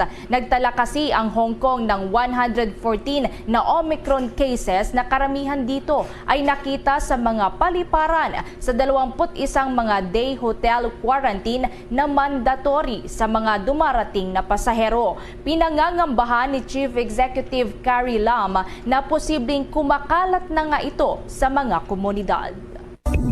The Coronavirus Infectious Disease or COVID-19 Pandemic Update. Nasa ikalawang araw na rin ngayon na nakapagtatala ang Pilipinas ng record high ayon naman sa Department of Health sa tinatawag na positivity rate sa Pilipinas. Ito ay makarang umabot sa 37.0%. Ang ibig daw sabihin nito ay isa sa bawat 3 na sumasailalim sa COVID test, isa ang nagpopositibo naman sa coronavirus. Una rito nakapagtala ang Department of Health ng biglang paglobo sa 10,775 kahapon na karagdagang kaso ng COVID-19 sa bansa. Ito na ang pinakamataas na daily reported cases mula noong Oktubre ng nakalipas na taon na 2021. Dahil dito, nasa 2.8 million mahigit na ang kabuang mga pasyente sa bansa mula nakalipas na taong 2020. Mayroon namang naitalang 605 na mga bagong gumaling. Yung mga nakarecover naman sa bansa ay nasa marami na rin, mahigit 2.7 million na mula yan ng taong 2020. Nasa 58 naman ang nagdagdag na mga pumanaw. Sa kabuuan, ang death toll sa bansa bunsod pa rin ng deadly virus ay nasa 51,662 na. Sa ngayon, meron namang aktibong mga kaso o pasyente sa buong Pilipinas na nasa 39,974 o halos 40,000 na. Ito na ang pinakamataas na bilang ng mga pasyente mula no November 2 ng nakalipas na taon. Meron namang 9 na mga laboratorio ang bigong makapagsumiti ng datos sa Department of Health. Batay naman sa pagtaya ng mga eksperto, posibleng umabot pa ngayong araw sa 15,000 ang madadagdag na mga bagong kaso na dinapuan ng virus dito sa Pilipinas. Sa karagdagan pang balita, kasalukuyang naka-isolate ngayon si Vaccine Czar Secretary Carlito Galvez Jr. matapos ngang ma-expose ito sa 15 mga staff niya na nagpositibo sa COVID-19. Ibininyag ito ng kalihim sa ginawang pagpupulong na ipinatawag ni Pangulong Rodrigo Duterte. Humingi naman ng paumanhin si Galvez na hindi siya personal na nakakadalo dahil sa kasalukuyan itong naka-isolate. Magugunitang naka-isolate na rin sina Department of Health Secretary Francisco Duque III at Defense Secretary Delfin Lorenzana matapos na ma-expose din ng mga ito sa taong positibo sa COVID-19. Samantala sa kaugnay pa ring balita, ikinabahala na rin ni 3-term Senator at ngayon House Deputy Speaker Loren Legarda itong biglaang pagtaas ni tatalang mga bagong kaso ng COVID-19 sa bansa. Kung maalala, kahapon ay pumalo nga sa mahigit 10,000 yung karagdagang kaso ng COVID-19 ang naitala naman ng Department of Health. Halos doble ito sinatala naman nitong nakalipas na Martes na mahigit 5,000. All-time high din ang tinatawag na positivity rate na naitala naman ng Department of Health. Ibig sabihin ito na isa sa 3 tested for COVID-19 ay naging positibo naman sa COVID-19. Muling ipinanawagan ng dating senadora ang maigting pa ring pagsunod sa mga health protocols at paalala niya sa suotin din palagi itong mga face mask at tiyakin yung proper hygiene, sumunod din sa mga social distancing sa tuwing lalabas at iwasan ng matataong lugar. Kamakailan ding nabalita na 85% ng COVID-19 patients na nasa ICU na nangailangan ng mechanical ventilators sa Department of Health sa mga ospital sa Metro Manila ay hindi raw bakunado. Kaya't muli ring hinikayat ng dating senadora ang mga unvaccinated na magpabakuna, wag na magpatumpik-tumpik bilang proteksyon laban naman sa virus. Patuloy naman ang pagtaas ng halaga ng pinsala sa agrikultura sa bansa bunsod ng matinding iniwang pinsala sa Typhoon Odette. Sa huling datos na inilabas ng Department of Agriculture Disaster Risk Reduction and Management Operations Center, nasa 10.8 billion pesos ang danyos sa sektor ng agrikultura. Umakyat na rin sa bilang na 56,486 yung mangingisda at mga magsasaka na naapektuhan sa mga lugar sa Calabarzon, Bicol, Western Visayas, Central Visayas, Eastern Visayas, Zamboanga Peninsula, Northern Mindanao, Davao, Sorsogon at sa Caraga. Nakapagtala na rin ang Department of Agriculture ng mga volume production loss na nasa 239,656 metric tons na kinapapalooban naman niya ng 399,531 ng mga hektarya ng agricultural land.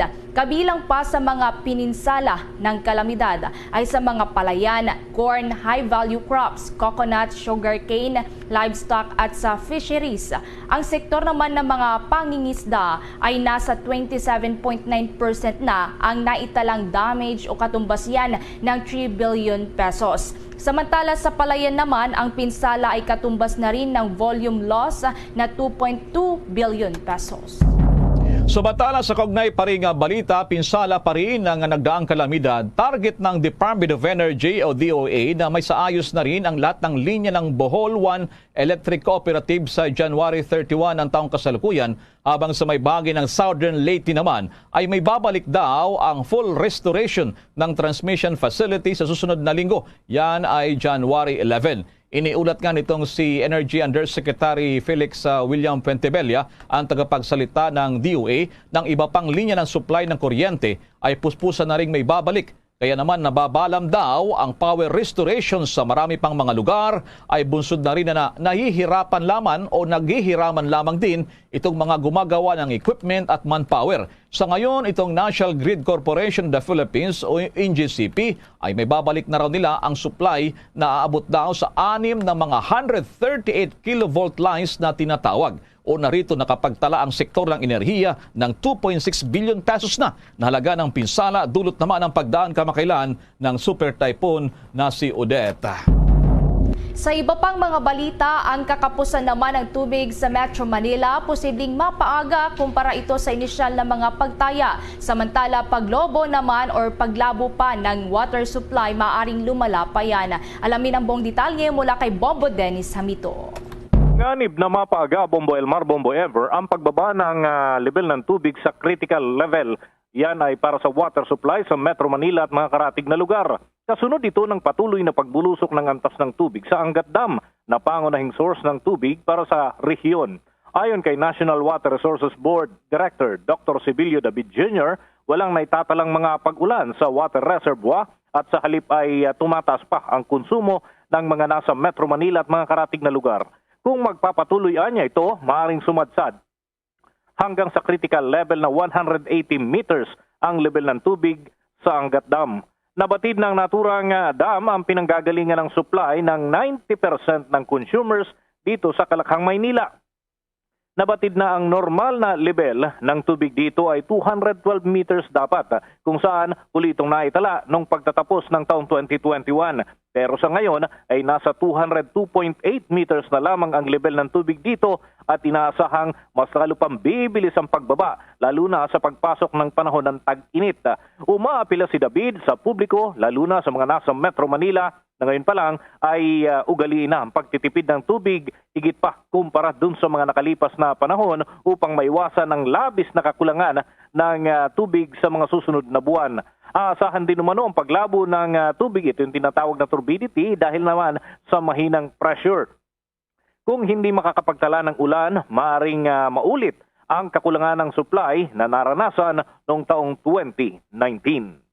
Para sa Bombo Network News, Bombo Dennis Hamito nag-uulat para sa Pambansang Radyo ng Pilipinas, Basta Radio, Bombo. Bombo Dennis, nababanggit mo itong turbidity, itong paglabo ng tubig sa ilang lugar dyan sa Las Piñas at iba pang lugar dyan sa Cavite. Ito'y kinukuha din ba nila? Sapagkat I understand, Maynilad area to Nanggaling pa rin dyan sa Angat Dam sa Bulacan, Bombo Dennis? Parehong yung dalawang concessionaire, water concessionaire dito sa Metro Manila, Bombo Elmar, ay doon yung source sa Angat Dam. Kaya kung mapapansin mo, yung southern portion doon nakakaranas ng malabong tubig, dahil southern part na ito medyo malayo na kumpara doon sa main source. Kaya yan yung nagiging isa sa rason kung bakit nga lumalabo yung tubig. Mahina yung pressure at nagkakaroon ng kumbaga, yung mga stock na nakalagay doon sa mga tubo ay natatangay dahil nga dito sa paminsan-minsan nawawalan pa ng water supply. Kaya pagka bumalik yung supply ng tubig, nagkakaroon ng paglabo, Bombo Elmar, doon sa ilang area, lalo na doon sa matataas na lugar na hindi nararating pagka mga regular hours kung saan mataas ang konsumo ng ating mga kababayan. Bombo Dennis, nakakabahala yung sitwasyon na yan kung magkaroon naman ng mas maagang kakulangan ng supply ng tubig, lalo na sa Metro Manila. Dahil sa mga nakalipas na taon, naranasan na natin yan, Bombo Dennis, ang tubig ay pangunahing supply ng ating pamumuhay ng mga tao. Bombo Dennis, ano kaya ang mga option dito na dapat isagawa? Katulad ng halimbawa na lamang itong magsagawa ng artificial pagpapaulan, iba pa, Bombo Dennis, ano mga paghahanda ginagawa dyan? Kabilang yan na Bombo Elmar doon sa mga kinukonsidera ngayon ng NWRB, yung pagkakaroon ng artificial na pagpapaulan. Ito'y dyan sa may area ng Angat, dyan sa may Bulacan, Pero ang sitwasyon kasi dito, Bombo Elmar, kinakailangan magkaroon ng proper coordination sa pag-asa upang matiyak na hindi masasayang yung effort. Dahil kung walang clouds, Bombo Elmar, na ibabagsak na ulan doon sa particular area, ay sayang din yung effort na magkaroon ng cloud seeding, Bombo Elmar. Dahil gagastos ka para sa pagpapalipad ng sasakyang panghimpapawid na magkakarga nung asin doon sa clouds. Pero kung wala talagang clouds na patungo sa naturang direksyon, hindi kakayanin na magkaroon ng cloud seeding at makapagpaulan doon sa may water reservoir. Yan yung isa sa mga challenge sa Bombo Elmar. So ang apela dito ay limitahan yung pagsusupply ng tubig doon sa mga irigasyon, o so apektado yung mga nagtatanim, lalo na doon sa may area ng Bulacan at mga karating natin. Pero priority naman dito, Bombo Elmar, sa water supply, yung mga ospital, lalo't ngayon ay nasa pandemya pa rin tayo, pati na yung mga kabahayan na pangunahing nangangailangan din ng tubig, Bombo Elmar. Tama yan, Bombo Dennis, di ba? Kasi kabilang ngayon sa ating mga protocols, health protocols, ilaging maghugas. Talagang sobrang pangangailangan ngayon, Bombo Dennis, ng tubig. So, para sa maagang alerto na yan, so dapat ba ito ikalarba, ikabahala na ng publiko, lalo nito sa mga NCR areas at kalapit na lugar, Bombo Dennis? Well, ang sinasabi naman dito ng NWRB, hindi naman tayo dapat na maalarma. Pero, ang dapat natin gawin, yung part natin na Bombo Elmar, yung pagtitipid, habang doon naman sa dalawang kumpanya na nagsusupply ng tubig dito, yung Maynilad at saka yung Manila Waters, gagamitin naman daw nila, Bombo Elmar, yung mga deep well na kanilang ino-operate. So makakatulong ito para madagdagan yung supply para doon sa mga area, lalo na yung matataas at mahina ang pressure sa mga nakalipas na linggo, lalo't nung pumasok ang taong 2022. Nakaranas na ng mahinang pressure yung ilang lugar, lalo na sa southern portion ng Metro Manila. Nako. Si Bombo Everly, may follow-up question. Go ahead, Bombo Ever. Yes, Bombo Dennis, kung nagkataon na noon sa mga nakalipas na nagkaroon ng mga water shortages, ano ba yung mga naging hakbang nila para na sa ganun hindi naman na maulit sa pagkakataong ito yung mga nangyari noon, Bombo Dennis? Well, nangyari itong pinakahuli baga sa record ay 2019, Bombo Ever. So lumalabas dito sa recent record na ito ay naitala pa lang kamakailan. So ngayon, alam pa din naman ng publiko yung dapat nilang gawin. Yun nga lang ay tuloy-tuloy maging consistent doon sa mga pagtitipid na ginagawa. At isa pa, Bombo Ever, may payo dito yung ilang eksperto. Ingatan na magkaroon ng mga sunog dahil alam mo, pagka nagkakaroon ng sunog, malaking konsumo ng tubig ang nagagamit dito, Bombo Elmar, Bombo Ever. So talaga pagka yung isang puno kasi ng tangke ng itong fire department, yung kanilang fire truck ay kumukonsumo ito ng halos puno doon sa tangke sa loob lamang ng 15 minutos sa isang sunog. Minsan, pagka malaki ang sunog, di mas malaking konsumo ng tubig ang kinakailangan. So, payo pa rin ng mga eksperto, bilang parte ng pagtitipid sa tubig, ay tiyakin na nasusunod natin yung mga protocol, mga panuntunan upang makaiwas tayo sa sunog ngayong panahon na kinakapos ng water supply, Bombo Ever, Bombo Elmar. Okay, one just last point. Anong ng forecast ng pag-asa ngayong taon nito, Bombo Dennis? Kailan ba muling magkakaroon ng mga pag-ulanan? Dahil sa kalipas na taon, hindi lamang kalamidad ang ating naranasan, kundi marami ring buhos ng pag-ulan, Bombo Dennis. Well, ang mga pag-ulan ay inaasahan dito sa eastern section ng ating bansa at hindi pa rin direktang patungo doon sa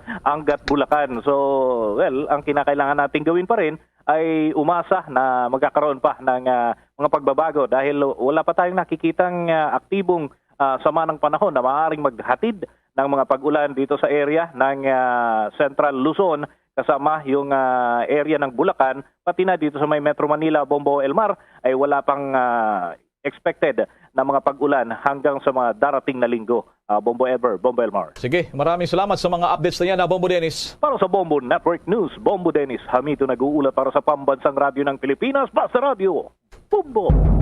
Sa iba pang mga balita, plano ng Criminal Investigation and Detection Group o CIDG ang paghain ng hold departure order laban sa returning Filipino na si Gwyneth Chua. Si Chua ang returning Filipino mula sa bansang Amerika na tumakas sa kanyang mandatory quarantine at dumalo din ito sa isang party sa lungsod ng Makati. Layon ng naturang hold departure ay para laging makadalo sa pagdinig ang naturang individual sa kanyang kinakaharap na kaso. Magugunitang sinampahan nga ng CIDG ng kasong paglabag sa Republic Act 11332 o ang Mandatory Reporting of Notifiable Disease and Health Events of Public Health Concern Act si Chua. Kasama na rin ang kanyang magulang, 5 hotel personnel at ang kanyang nobyo. Patuloy din ang ginagawa nila ngayon na paghahagilap pa sa mga kasama ni Chua na dumalo rin sa naturang party. Samantala naman, nadagdagan pa yung 6 na mga lugar sa National Capital Region o NCR ang inilagay sa gradual lockdown. Sa kabuuan, nasa 22 na ang bilang ng mga lugar rito sa Metro Manila kung saan restricted muna ang galaw ng mga residente. Aabot na rin sa 20 mga kabahayan o 70 katao ang apektado ng lockdown habang may mga pulis na rin at tinatawag na force multipliers kasama yung mga barangay na nakadeploy sa mga lugar na inilagay sa lockdown upang matiyak naman ang seguridad at sumusunod sa ang mga residente sa lugar. Samantala, umabot naman sa mahigit 6,000, halos 7,000 katao ang nahuli sa Metro Manila. At dahil naman sa paglabag down sa COVID-19 protocols mula nang ibalik ang Alert Level 3 dito po naman sa National Capital Region. Nasa 6,859 katao ang nahuli dahil sa hindi pagsunod daw sa mga minimum public health standards at 107 naman ang lumabag sa curfew ordinance. Samantala, naninindigan naman ang Department of Education na epektibo ang pagsasagawa nila ng limited na face-to-face classes sa gitna pa rin yan ng nagpapatuloy na COVID-19 pandemic. Ibinahagi ni Education Secretary Leonor Briones ang kahalagahan ng pagsasagawa ng Pilot 1 ng in-person classes at dahilan kung bakit kailangan pang palawigin ang implementasyon nito. Paliwanag ng kalihim na nagiging maingat ang kagawaran sa pagsasagawa ng pilot study dahil anya mas advantageous ito dahil ang coverage ay limited lamang at mas manageable pa. Anya kung may mga panganib man, agad naman itong mapapangasiwaan. Magugunita na sinimulan nga ng Department of Education ang pilot implementation ng limited face-to-face classes nito lamang noong Nobyembre 15 ng nakalipas na taon at nagtapos din ito noong Disyembre 17. Ayon kay Briones, ipinapakitaan niya ng Pilot 1 ng limited face-to-face classes sa mga lugar na pinayagan ng DOH na ito ay gumagana. Sa kabila naman ng mga ilang hamon na naranasan ng mga estudyante at mga guro sa pilot run ng limited face-to-face classes, tiwala si Briones na malulunasan ito at gumagawa na rin anya ng hakbang at inisyatibo ang mga school heads at mga guro upang matugunan ang mga ito. Samantala naman, balak ng Department of Health o DOH na bumili ng tinatawag na oral antiviral drug na ang tawag dito ay Paxlovid bilang panlaban naman sa COVID-19. Sinabi ni Health Secretary Francisco Duque III, mayroon na silang pagkikipag-usap din sa mga representatives ng US pharmaceutical company na Pfizer para sa posibleng pagbili na nasabi ng mga gamot laban naman sa COVID-19. Dagdag pa dito na nakipagpulong na rin sila kay Philippine Ambassador to US na si Babes Romualdez at ang kinatawan din ng Pfizer para sa pagbili ng nasabi ng mga gamot. Tatalakay dito kung paano ang mabilis na paraan para makabili ng nasabing gamot itong Paxlovid. Magunitang binigyan ng authorization ng US Food and Drug Administration o FDA ng emergency use ang Paxlovid para sa paggamot ng mild to moderate COVID-19. Una rito pinagmalaki pa ng Pfizer na 89% daw effective sila sa pagpigil ng hospitalization at kamatayan ng isang pasyente ang natura namang bagong gamot. Nabawasan naman ang inflation rate ng bansa noong Disyembre na umaabot sa 3.6%. Ayon sa National Statistics Authority o NSA, ito na ang pinakamababang level noong 2021 dahil sa mabagal na paggalaw ng mga bilihin. Kung ikukumpara kasi noong Nobyembre ay umaabot sa 4.2% ang inflation rate. Subalit ito ay pasok sa target na 2 hanggang 4% at ang pagtaya rin ng Bangko Sentral ng Pilipinas na 3.5 hanggang 4.3%. Sinabi naman ni National Statistician Dennis Mapa na ang average inflation ng taong 2021 ay umabot ng 4.5%. Isa kasi sa dahilan ay ang presyo ng mga gulay, isda at bigas na tumaas pero sa mabagal na hakbang noong Disyembre. Inamin naman ni Mapa na mayroong maging epekto sa inflation ang nagdaan ding bagyong Odette. Samantala, balikan natin yung issue pa rin sa COVID-19. Dilensa, naniniwala po itong Octa Research Group na posibleng pumalo raw sa 20,000 ang kaso ng COVID-19 kada araw sa mga susunod na linggo dito sa Pilipinas. Kasunod ito ng pagtala ng mahigit sa 10,000 na kaso sa loob ng isang araw kahapon yan ng pag-ulat naman ng Department of Health. Sinabi ni Octa Research Fellow na si Dr. Guido David, malaki ang posibilidad na dumoble pa o aabot pa ng mahigit 20,000 sa kaso kada araw ang kanilang may tatala. Subalit paglilinaw nito na depende pa rin naman ito sa gagawing hakbang ng gobyerno para tuluyang mapigilan ang paglobo pa ng kaso ng COVID-19 na record-breaking daw ayon naman sa ilang mga eksperto.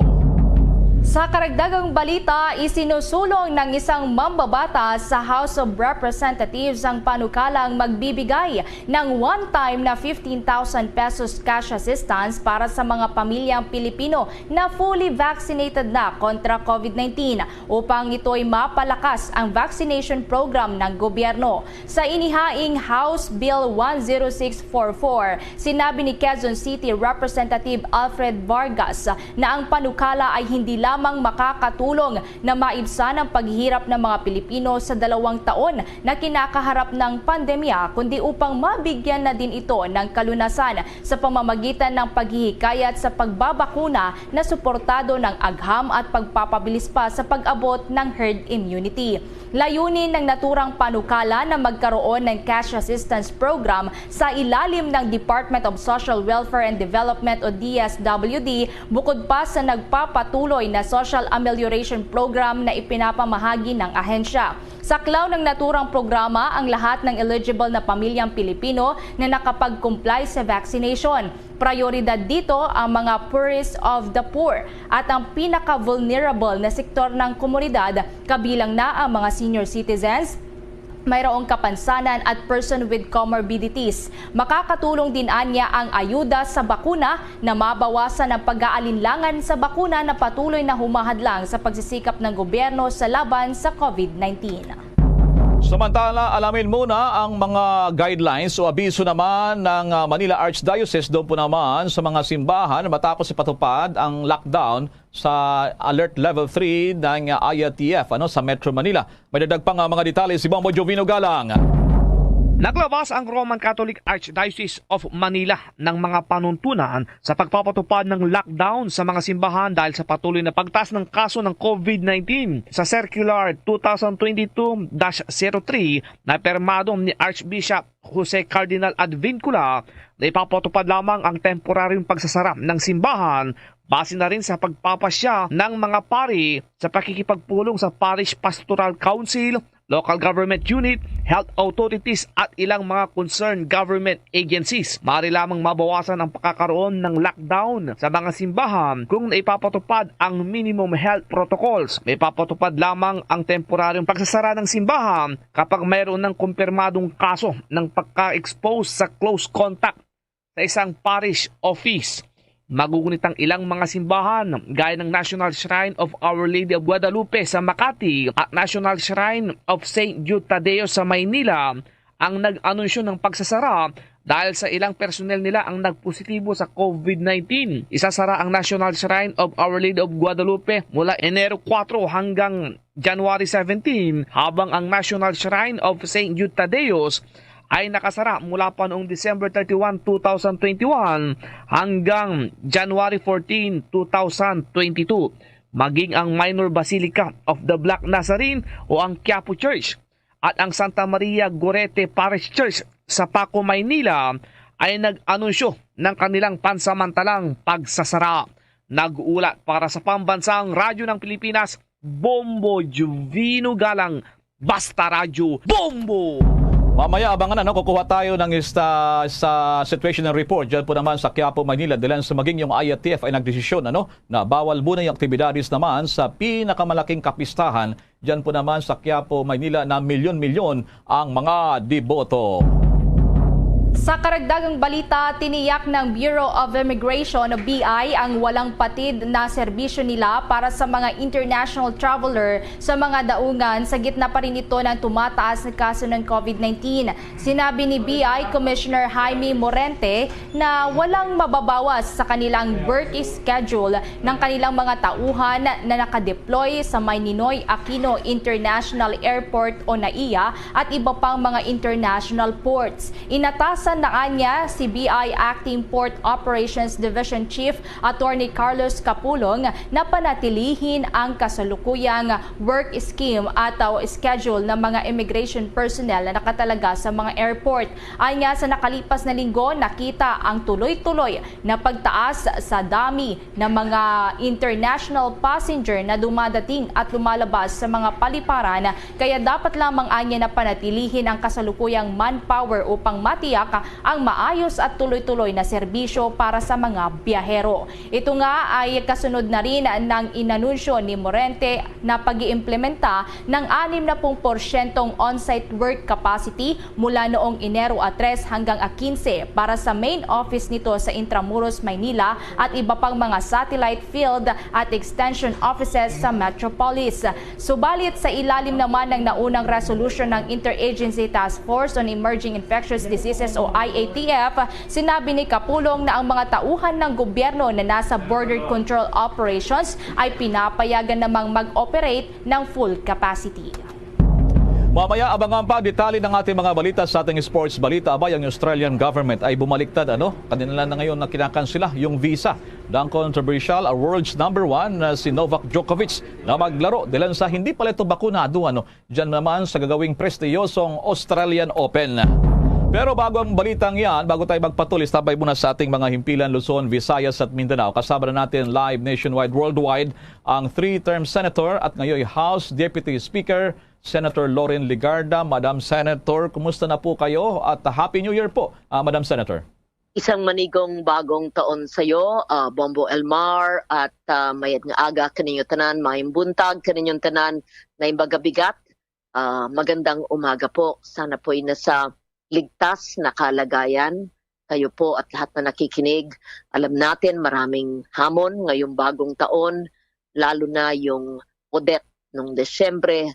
It will take a long time, buwanan ang ating recovery, pero tayo po ay patuloy na tumutulong at ngayon po na tumataas ang kaso ng COVID, lalo na po sa NCR at Region 3 at 4A ay kailangan po talagang mag-ingat at magpa-booster na bakuna.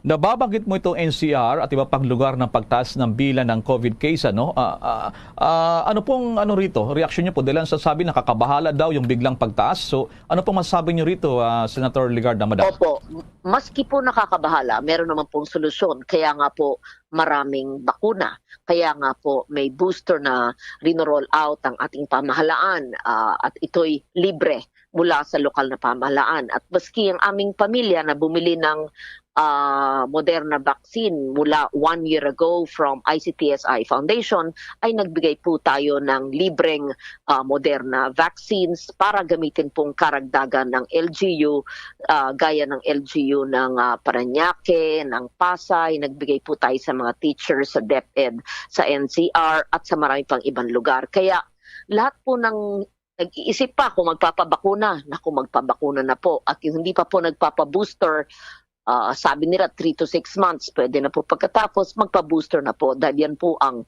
first line of defense laban po sa COVID. At maski nga nababakunahan ay nako-COVID pa rin, pero mas mabuting protektado po tayo. At maski kailangan pong lumabas ay sana po sumunod at mag-mask at yung mga nagka-quarantine ay sumunod po sa pagka-quarantine. Wala pong taong entitled, wala pong napakahalagang dapat puntahan na lugar. Basta 14 days at sumunod po sa mga protocol para po sa inyong kalusugan, sa pamilya at sa ibang tao. Magmalasakit po tayo na huwag tayo manghahawa. At kaya po natin ito. Kaya po humupa ang COVID sa mga nakaraang buwan. Kala natin pababa na nung Nobyembre, tapos tumaas na naman ngayon dahil sa buong mundo naman nangyayari po ito dahil nga sa variant na Omicron. At ang alam natin, ang mga virus naman ay hindi lang iisa. Paiba-iba yan. Ang flu virus, diba? Ang sipon. Iba-ibang mga variant lang. Hindi lang natin nalalaman yan dahil hindi pinag-uusapan nung tayo'y lumalaki. So, sabi nga nila, endemic na po ang COVID. Ibig sabihin, nandyan, it's here to stay. Mag-adapt po tayo at alagaan natin ang ating sarili hanggang kaya po at magtulungan po tayo sa mga impormasyon gaya po ng binibigay nyo sa radyo. Right, at least magandang mga palalayan. Pero bago po kayo magtapos sa Madam Senator Lorin, baka may dadag pa kayong mensahe para sa ating mga listeners nationwide, lalo't nasa matindi na naman tayong pagsubok na yung binabanggit po, Madam Senator. Tama, Bombo Elmar. Buwabati din ako sa mga kababayan natin sa Kabisayan at sa Mindanao. Sana po'y nakarating ang ating tulong bago pa man dumating ang Pasko sa personal na pamamaraan na pinadala ko po. Babanggitin ko yung mga probinsya para po nakarating sa inyo. Sa probinsya ng Cebu, sa syudad ng Cebu, sa syudad ng Talisay, Lapu-Lapu at Mandaue at Consolacion LGU. Sa probinsya ng Bohol at sa syudad ng Tagbilaran at sa Southern Leyte probinsya. At siyempre po, ang aking probinsya na Antique ay talagang minicromanage ko po yan kaya ang south po namin na epektado. At kasama na rin po ang Surigao City at Del Carmen sa Siargao at Surigao del Norte. At pati na rin ang Rojas, Palawan at nakalista pa po ang ibang gagawin natin ngayong linggong ito. Negros Occidental, lalo na po ang Himamaylan at ang Kabangkalan City. Ilan lang po yan sa ating mga binigyan ng pinansyal na tulong sa pamamagitan ng kanilang mga local chief executives at mga congressman na sila na po ang bibili ng gamit para pamigay po sa mga kababayan natin na salanta bago pa man ang Pasko noong December 23. Kasi po, ang aking bibigyan ng pansin, hopefully pagbalik sa Senado, ay yung Quick Response Fund na hindi po very quick. Mabagal po. Dahil po nung nagtanong ako pagkatapos sa Odette, kailan po mabibigay yung mga construction materials, sabi po nila, ay baka January pa dahil sarado na yata ang books ng DSWD. Hindi po dapat ganun. Aamendahan po natin ng batas ng NDREAM kung saan po tayo isang co-author noong 2010 para po yung Quick Response Fund ay talagang maging quick. Within 24 hours ay nabigyan natin ng serbisyo ang taong bayan. Sana nga po. Maraming salamat, 3-term Senator at kayo House Deputy Speaker Loren Ligarda. Good morning po sa iyo, Madam Senator. Mayong buntag, may aga, madamogid na salamat. Thank you very much. Thank you very much po. Standby muna sa ating mga himpilan po. Kukuha tayo ng report dyan din sa lungsod ng Maynila. Lalo yung Quiapo, Maynila. Lalo yung Quiapo Church. Ito po yung may pinakamarami po mga deboto. Pag ganitong panahon po, talagang hanggang kapistahan ng Enero, talagang dati-rati, pre-pandemic, milyon-milyon po yung sumasali dyan sa mga prosesyon. Pero bago mga balitang yan, paalala muna. Guys, it's me, Donnie. Wacko Donnie. Huwag niyo na tanong kung bakit. Basta try niyo na ang Dunkin' Wacko Bucket. That's 15 Choco Wacko Munchkins with 10 Premium and 15 Classic Munchkins for $3.49. At may dozen Classics with Mini Wacko Bucket din for $2.99. Wacko sa Choco Wacko? Mag Dunkin' Wacko Bucket like me. Wacko Donnie, Dunkin' Donnie. See posters for details. Promo runs from December 28 to January 31, 2022. Per DTI Fair Trade Permit Number FTEB 131128 Series of 2021. At ngayon, sa pagpapatuloy ng iba pang pangunahing mga balita. Mga deboto, inaanyayahang dumalo na lamang sa online mass sa mga susunod na araw. At simbahan isasara naman mula bukas hanggang Enero 9 dyan sa may Quiapo Church. Alamin pa ang detalye mula kay Bombo Dave Vincent Pasig. Bombo Everly, Bombo Elmar, dahil sarado nga ang Quiapo Church simula ngayong araw yan, Enero 7 hanggang sa Enero 9, ang pista mismo ng Puong Itim Nazareno ay hinihimok ng pamunuan ng simbahan ng Quiapo Church ang lahat ng mga deboto na kung maaari ay dumalo na lamang Bombo Everly sa mga idararaos na online masses. Ayon nga kay Father Douglas Badong, ang parochial vicar ng Quiapo Church, na pwede rin naman or may option din naman itong mga deboto na ito na dumalo sa misa sa mga malapit na simbahan. Noong Martes nga ay naglabas na rin ng resolusyon ang National Task Force Against COVID-19 na nagsasabing sarado mula Enero 7 hanggang sa 9 ang Quiapo Church at walang physical mass na maaaring idaos sa nasabing mga petsa. Sinuspindi rin ang naturang resolusyon ang prosesyon ng imahe ng Puong Itim na Nazareno at iba pa mga aktibidad na may kinalaman dito. Samantala, sinabi naman din ni Father Badong na handa naman silang i-accommodate ang napakaraming bilang ng mga deboto sa oras na magbukas ang kanilang simbahan pagsapit ng Enero 10. Pinag-aaralan din nila ang posibilidad na magdaos naman ng mga karagdagang pangmisa sa mga susunod na araw. Bombo Everly. Ang tanong ko dito, Bombo Dave, dahil sa maalala ko, Bombo Dave, 2021, last year yan, ang traditional na traslasyon ng Black Nazarene ay mula dyan sa Quirino Grandstand hanggang dyan sa Luneta Park, patungo dyan sa Quiapo Church, ay hindi rin natuloy, Bombo Dave. Pero pinayagan yung napakaraming mga devoto na dumalo ng misa, although meron silang mga restriction. Kaya nga itong lansangan dyan na kinatatayuan mo, that time ay sinarayan dyan. So ano kayo mangyayari kung papayagan pa rin dumalo ng misa, Bombo Dave, pero wala na itong traslasyon, Bombo Dave, kahit man lang iilan lamang, Bombo Dave, hindi naaabot doon sa ilang porsyento, Bombo Dave? Well, as of the moment, Bombo Elmar, dahil nga sa banta ng Omicron variant at dahil flu season nga, napakarami sa ating mga kababayan yung tila nagkakasakit na sa kasalukuyan, nagdesisyon itong pamunuan ng Quiapo Church. Gayon din ang national government at ang local government ng Manila City na ipagpaliban na muna itong tradisyon na ito, Bombo Elmar. Nakikiusap nga sila sa mga deboto na kung maaari ay wag iwasan na muna talaga yung pagdagsa dito sa may Quiapo Church kasi talagang iniiwasan ng gobyerno na tuluyang sumirit pa at magkaroon ng napakaraming bilang ng mga magpupositibo sa COVID-19, Bombo Elmar. Ang sinasabi nga ng pamunuan ng Quiapo Church ay meron namang online masses, kaya kung maaari ay doon na lamang mag-attend yung mga deboto o hindi kaya sa mga kalapit na mga simbahan, Bombo Elmar, at humihingi kaugnay ng pagpapaliban ng taunang tradisyon na ito, Bombo Elmar.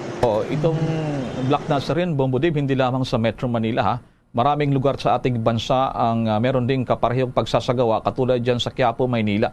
Nagpapatuloy pa ba yung localized traslasyon? Yung bibisita na lamang sa mga simbahan ay yung Black Nazarene, Bombo Dave?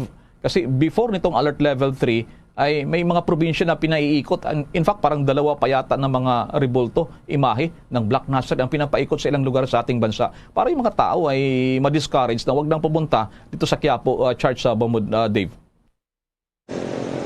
Well, Bombo Elmar, sa pagkakaintindi ko, yung resolusyon na inilabas ata ng IATF o ng NTF, Bombo Elmar, ay sumasakop lamang dito sa may Quiapo Church. Pero gayon pa man, makailang ulit din naman na sinasabi ng pamahalaan na kung mayroon mga regular masses na isinasagawa, talagang mayroong capacity na sinusunod, Bombo Elmar. Depende yan sa alert level status ng nasabing LGU kung saan matatagpuan ang mga simbahan na ito. At ang paalala pa rin nga ng ating national government na kung maaari ay kahit dumaluman sa mga religious gatherings o mga activities, mahigpit pa rin sundin itong minimum health protocols at kung maaari ay kayo na mismo ay umiwas na rin sa pagsisiksikan at mag-observe talaga ng social distancing kasi mahirap ang panahon ngayon, Bombo Elmar.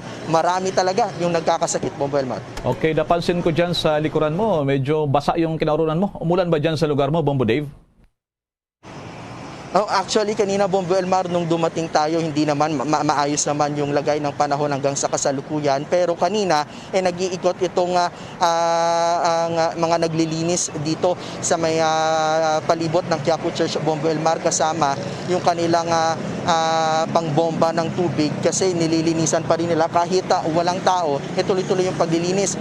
Actually, sa kasalukuyan ay mayroon pa rin mga nakapwesto ng mga pulis at mga bombero dito, Bombo Elmar, kung sakali man magkaroon ng mga untoward incident sa akong baga, Bombo Elmar. Okay, talaga naman, no? At IATF na nagdesisyon dito, ha, Bombo Dave. Dilan sa talagang dinarayo talaga ng husto yung lugar dyan sa Quiapo pag ganito nga kapistahan nila sa 9. Maraming salamat. Ingat kayo dyan sa Quiapo, Bombo Dave.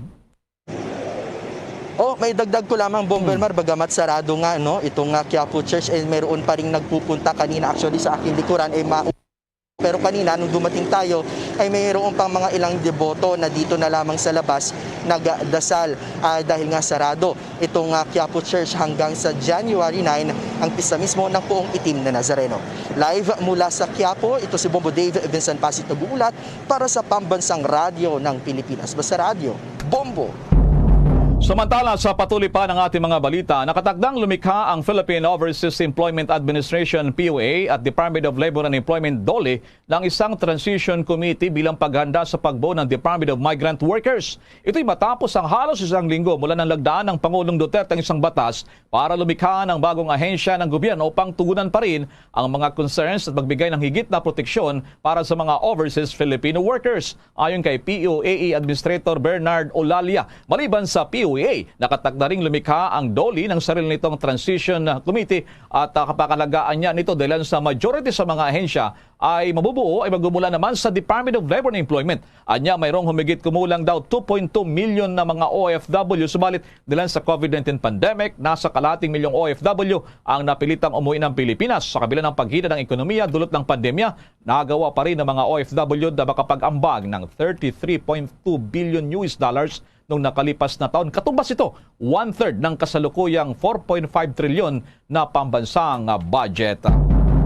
Ititigil muna ng Pasay City General Hospital ang pagtanggap ng kanilang mga pasyente. Ayon sa hotel management, napuno na kasi ang kanilang ICU beds para sa mga COVID-19 patients, ward beds at emergency room isolation, maging ang kanilang ER and room.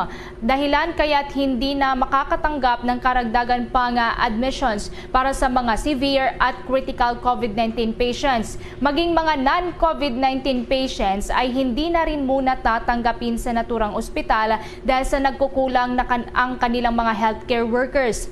Mayroon anyang 44 sa kanilang mga healthcare workers, karamihan ng mga nurses at ancillary personnel ay infected ng virus o kaya naman ay naka-isolate. Subalit tatanggapin lamang ang mga life-threatening surgical procedures o yung mga pawang extreme emergency. Lahat ng mga magpapakonsulta naman ay isasagawa sa pamamagitan niya ng telemedicine. Kaugnay nito, sinuspindi na din ang isinasagawang vaccination programs sa susunod na 10 araw. Magbabalik ang normal na operasyon ng paggamutan sa oras anya na makarecover na mula sa sakit dulot ng COVID-19 ang kanilang mga healthcare workers. Samantala naman, tungo tayo silang pang mga probinsya dyan sa Butuan City. Marami daw ang sugatan sa nangyari namang vehicular accident. May update dito ang Bombo Radyo Butuan. 2 katawang patay kabilang driver habang marami ang sugatan matapos pundulin ng isang elf truck ang isang dipasaherong multicab sa Purok 8, Barangay Bangkasin itong lungsod ng Butuan kahapon ng alas 5:15 ng hapon. Nakilala mga namatay na sina Aleje Ibanez Bawiga, 21 anyos, residente ng Barangay Matabao, Buenavista, Luzon del Norte, na siyang driver ng multicab, at Irish Salva, 45 anyos, residente ng Barangay Imadehas nitong lungsod, na isa sa mga pasahero ng nasabing multicab. Sa ulat ng Butuan City Police Station 3, papunta sana ng Buenavista, Luzon del Norte ang multicab, subalit pagdating sa naturang lugar ay binangga ito ng kasalubong na elf truck na minamaneho ni Glenn Helig Vicente, 42 anyos, residente din ng Monteveste Subdivision, Barangay San Vicente, Butuan City, nang ito'y mag-overtake sa isa pang sasakyan. Sa lakas ng pagkakabangga ay parehong napinsala ang dalawang sasakyan, subalit mas nasira ang multicab matapos mayupi ang unahang bahagi nito dahilan sa pagkakaipit ng driver na kalaunan ay namatay din. Lahat ng mga sakay ng dalawang sasakyan ay kaagad na isinugod sa ospital kung saan karamihan sa mga sakay ng multicab ay nagtamo ng serious injury at mga pasa sa katawan. Sa ospital naman pinawian ang buhay ang kalawang casualty na isang pasahero matapos itong magtamo ng mga pasa sa iba't ibang bahagi ng katawan dahil sa lakas ng impact. Unconscious naman ang driver nang isinugod ito sa ospital. Samantala, himala namang hindi nasaktan ang isang 2-week-old baby na sakay ng nasabing multicab subalit nagtamo ng matinding sugat at mga pasa. Ang ina nitong si Annabel Sanchez na residente ng barangay Manapa, Buenavista, Agusan del Norte. Nabatid na puno ng pasahero ang nasabing multicab. Sa ngayon, nasa kustodiya na ng Butuan City Police Station 3 ang dalawang sasakyan para sa tamang disposasyon. Balita mula sa impila ng Bombo Radio Butuan ng Bombo Jason Simurlan para sa Pambansang Radyo ng Pilipinas, Basta Radio Bombo! Nasa 2 empleyado ng Delivery Express ang hinold up. Mahigit 1 milyong pisong cash natangay. Nakatutok ang Bombo Radio Kawayan. Umabot sa 1 milyong pisong cash ang natangay sa 2 empleyado ng JNT Delivery Express matapos ma-hold up sa Barangay Villas, Santiago City. Sa nakuha impormasyon ng Bombo Radio Kawayan ng mga biktima ay sina Jeric Bilog, 25 taong gulang binata Delivery Express rider, residente ng Rizal, Santiago City at Ginelyn Lorenzo, 22 taong gulang Delivery Express COD admin, residente naman ng Divisoria, Santiago City. Batay sa ulat ng Santiago City Police Office Station 1, personal na nagtungo sa impila ng pulisya ang mga biktima upang ipaalam ang naganap na pang-hold up sa kanila ng 2 mga kalalakihan habang patungo sa bangko upang ideposito ang pera. Ang mga biktima ay hinarang umano ng 2 lalaking lulandi na motorsiklo na bumunot ng kalibre 45 na baril at nagdeklara ng hold up. Tinangay ng mga pinagdalaan ng bag na naglalaman ng 1,094,000 pesos at tumakas sa hindi matukoy na direksyon. Ang backrider na pinaglalaan ay nakasuot ng itim na jacket habang ang driver ng motorsiklo ay nakasuot naman ng puting jacket. Lumapit na yung lalaki. Talaga bubunutin ko. Nung kukunin ko, hinawi ko yung talagang kukunin ko yung bubunutin naman po yung baril. Nagpanda lang po ako. Nagpanda lang ako na safety.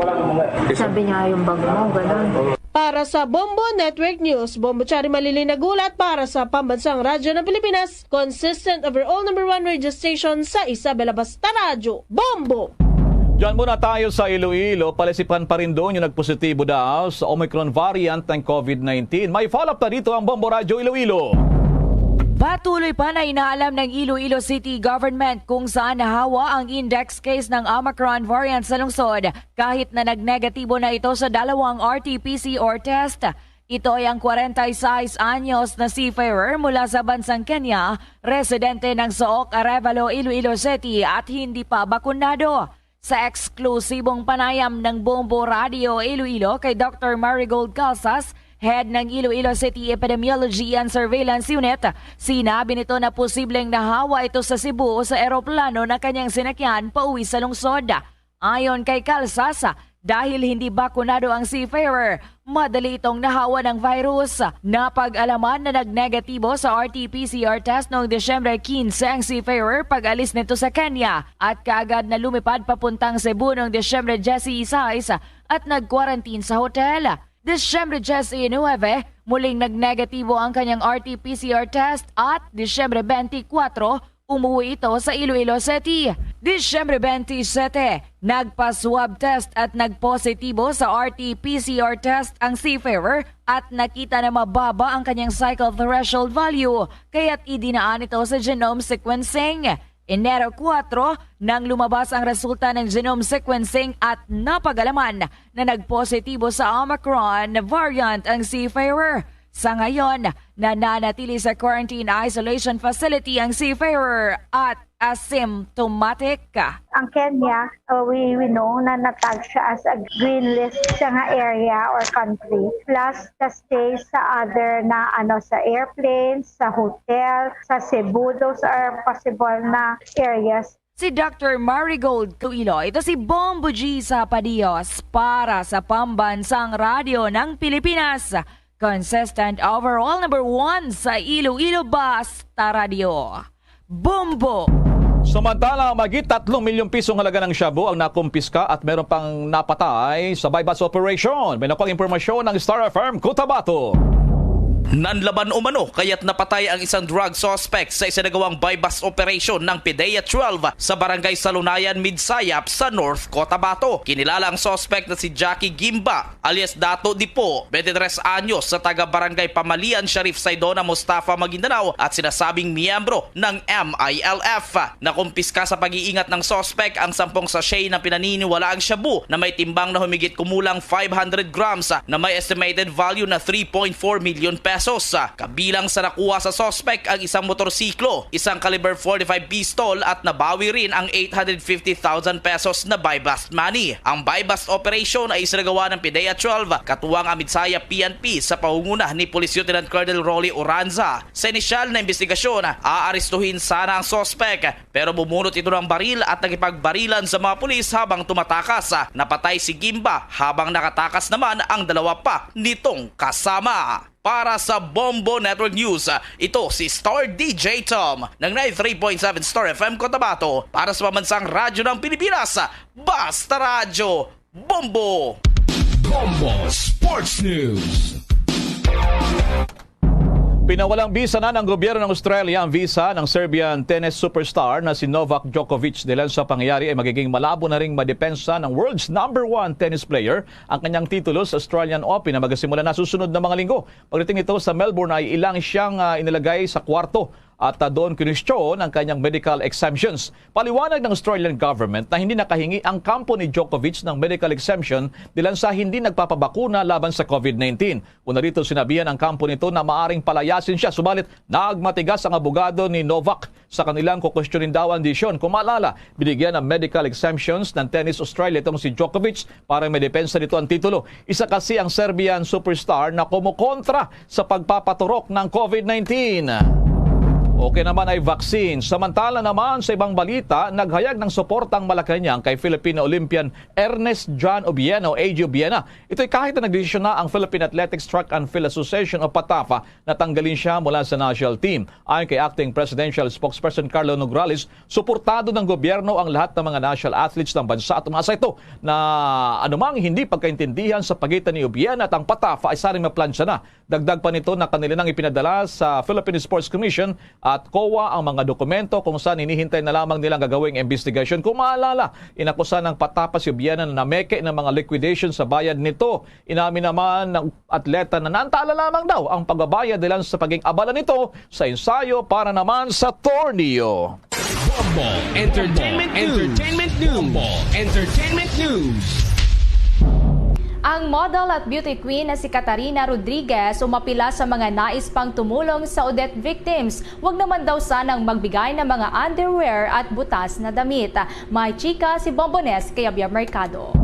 Nakikiusap si 2018 Miss World Philippines Catarina Rodriguez sa mga taong nais pang tumulong sa mga biktima ng bagyong Odette na gawin ito sa maayos na pamamaraan. Ito'y matapos makarating sa 29-year-old model beauty queen ang post ng isang netizen tungkol sa mga sobrang lumang damit na dinodonate ng ibang tao na tila ba basurang ipinapamana raw sa mga biktima ng kalamidad. Sang-ayon si Catarina na mali ang mag-donate ng mga damit na hindi na maisusuot dahil butas-butas na, maliban pa sa mga maruruming panty at iba pang underwear. Nabatid na isa sa mga hinahandugan ng mga tulong ay ang Siargao Island na itunuturing niya bilang pangalawang tahanan matapos napamahal na ng inabutan siya roon ng community quarantine mula Marso noong nakaraang taon. Kung maalala, ilang celebrities ang hindi rin nakatakas sa hagupit ni Odette, kabilang si Andy Eigenman na nasira ang pag-aaring resort sa Siargao, gayon din ang pamilya ni 2021 Miss Universe finalist Beatrice Luigi Gomez sa Cebu.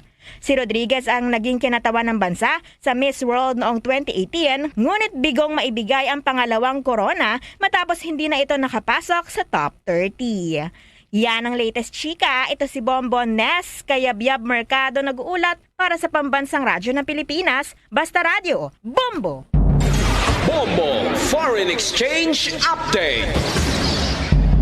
Matamlay pa rin ngayon ang halaga ng piso kontra dolyar sa unang linggo ng taong kasalukuyan sa pagtala ng Bangko Sentral ng Pilipinas. Isang dolyar po ay katumbas sa Pilipinas 51 pesos and 24 centavos. Ang Hong Kong dollar naman 6 pesos and 57 centavos. Singaporean dollar 37 pesos and 80 centavos. Ang euro 57 pesos and 85 centavos. Ang Saudi Riyal ay 13 pesos and 64 centavos. The Bombo Foreign Exchange Rate Update is brought to you by Queen City Development Bank. Bago po tayo magtapos ang Bombo Radio Philippines, nag-aanyaya po sa lahat para sa sama-samang panalangin. Narito po ang Orasio Emperata. Merciful and compassionate Father, we come to you in our need to seek your protection against the COVID-19 virus that has disturbed and even claimed lives. We ask you now to look upon us with love and by your healing hand. Dispel the fear and sickness and death. Restore our hope and strengthen our faith. We pray that you guide the people tasked to find cures for this disease and to stem its transmission. We thank you for the vaccines developed made possible by your guiding hands. Bless our efforts to use these vaccines to end the pandemic in our country. We pray for our health workers that they may minister to the sick with competence and compassion. Grant them health in mind and body, strength in their commitment, protection from the disease. We pray for those afflicted. May they be restored to health. Protect those who care for them. Grant eternal rest to those who have died. Give us a grace in these trying times to work for the good of all and to help those in need. May our concern and compassion for each other see us through this crisis and lead us to conversion and holiness. Grant all these through our Lord Jesus Christ, your Son, who lives and reigns with you in the unity of the Holy Spirit, God, forever and ever. Amen. Amen. At live nationwide, worldwide via satellite mula sa Bombo News Center Makati, kami po ang inyong mga tagapaghatid balita. Ako si Bombo Everly Rico. Ako naman si Bombel Maracol para sa Pambansang Radyo ng Pilipinas, Basta Radyo, Bombo! At sumainyo ang kalipunan ng maiinit at pangunahing mga balita sa Bombo Network News. Hatid sa inyo ng Pambansang Radyo ng Pilipinas, Bombo Radio Philippines. Basta Radio Bombo! Bombo Radio Bacolod. Number 1! Basta Radio Bombo!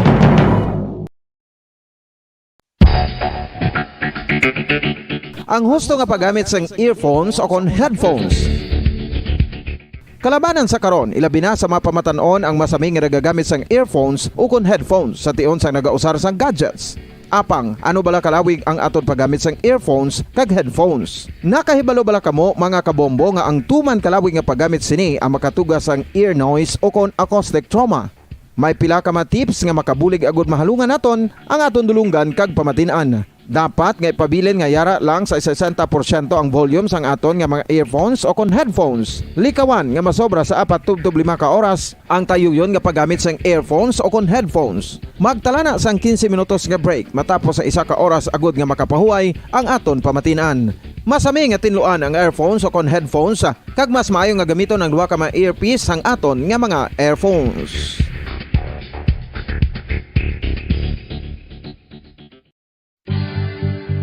Oral disease, nagapadayon nga seryoso nga public health problem sa Pilipinas.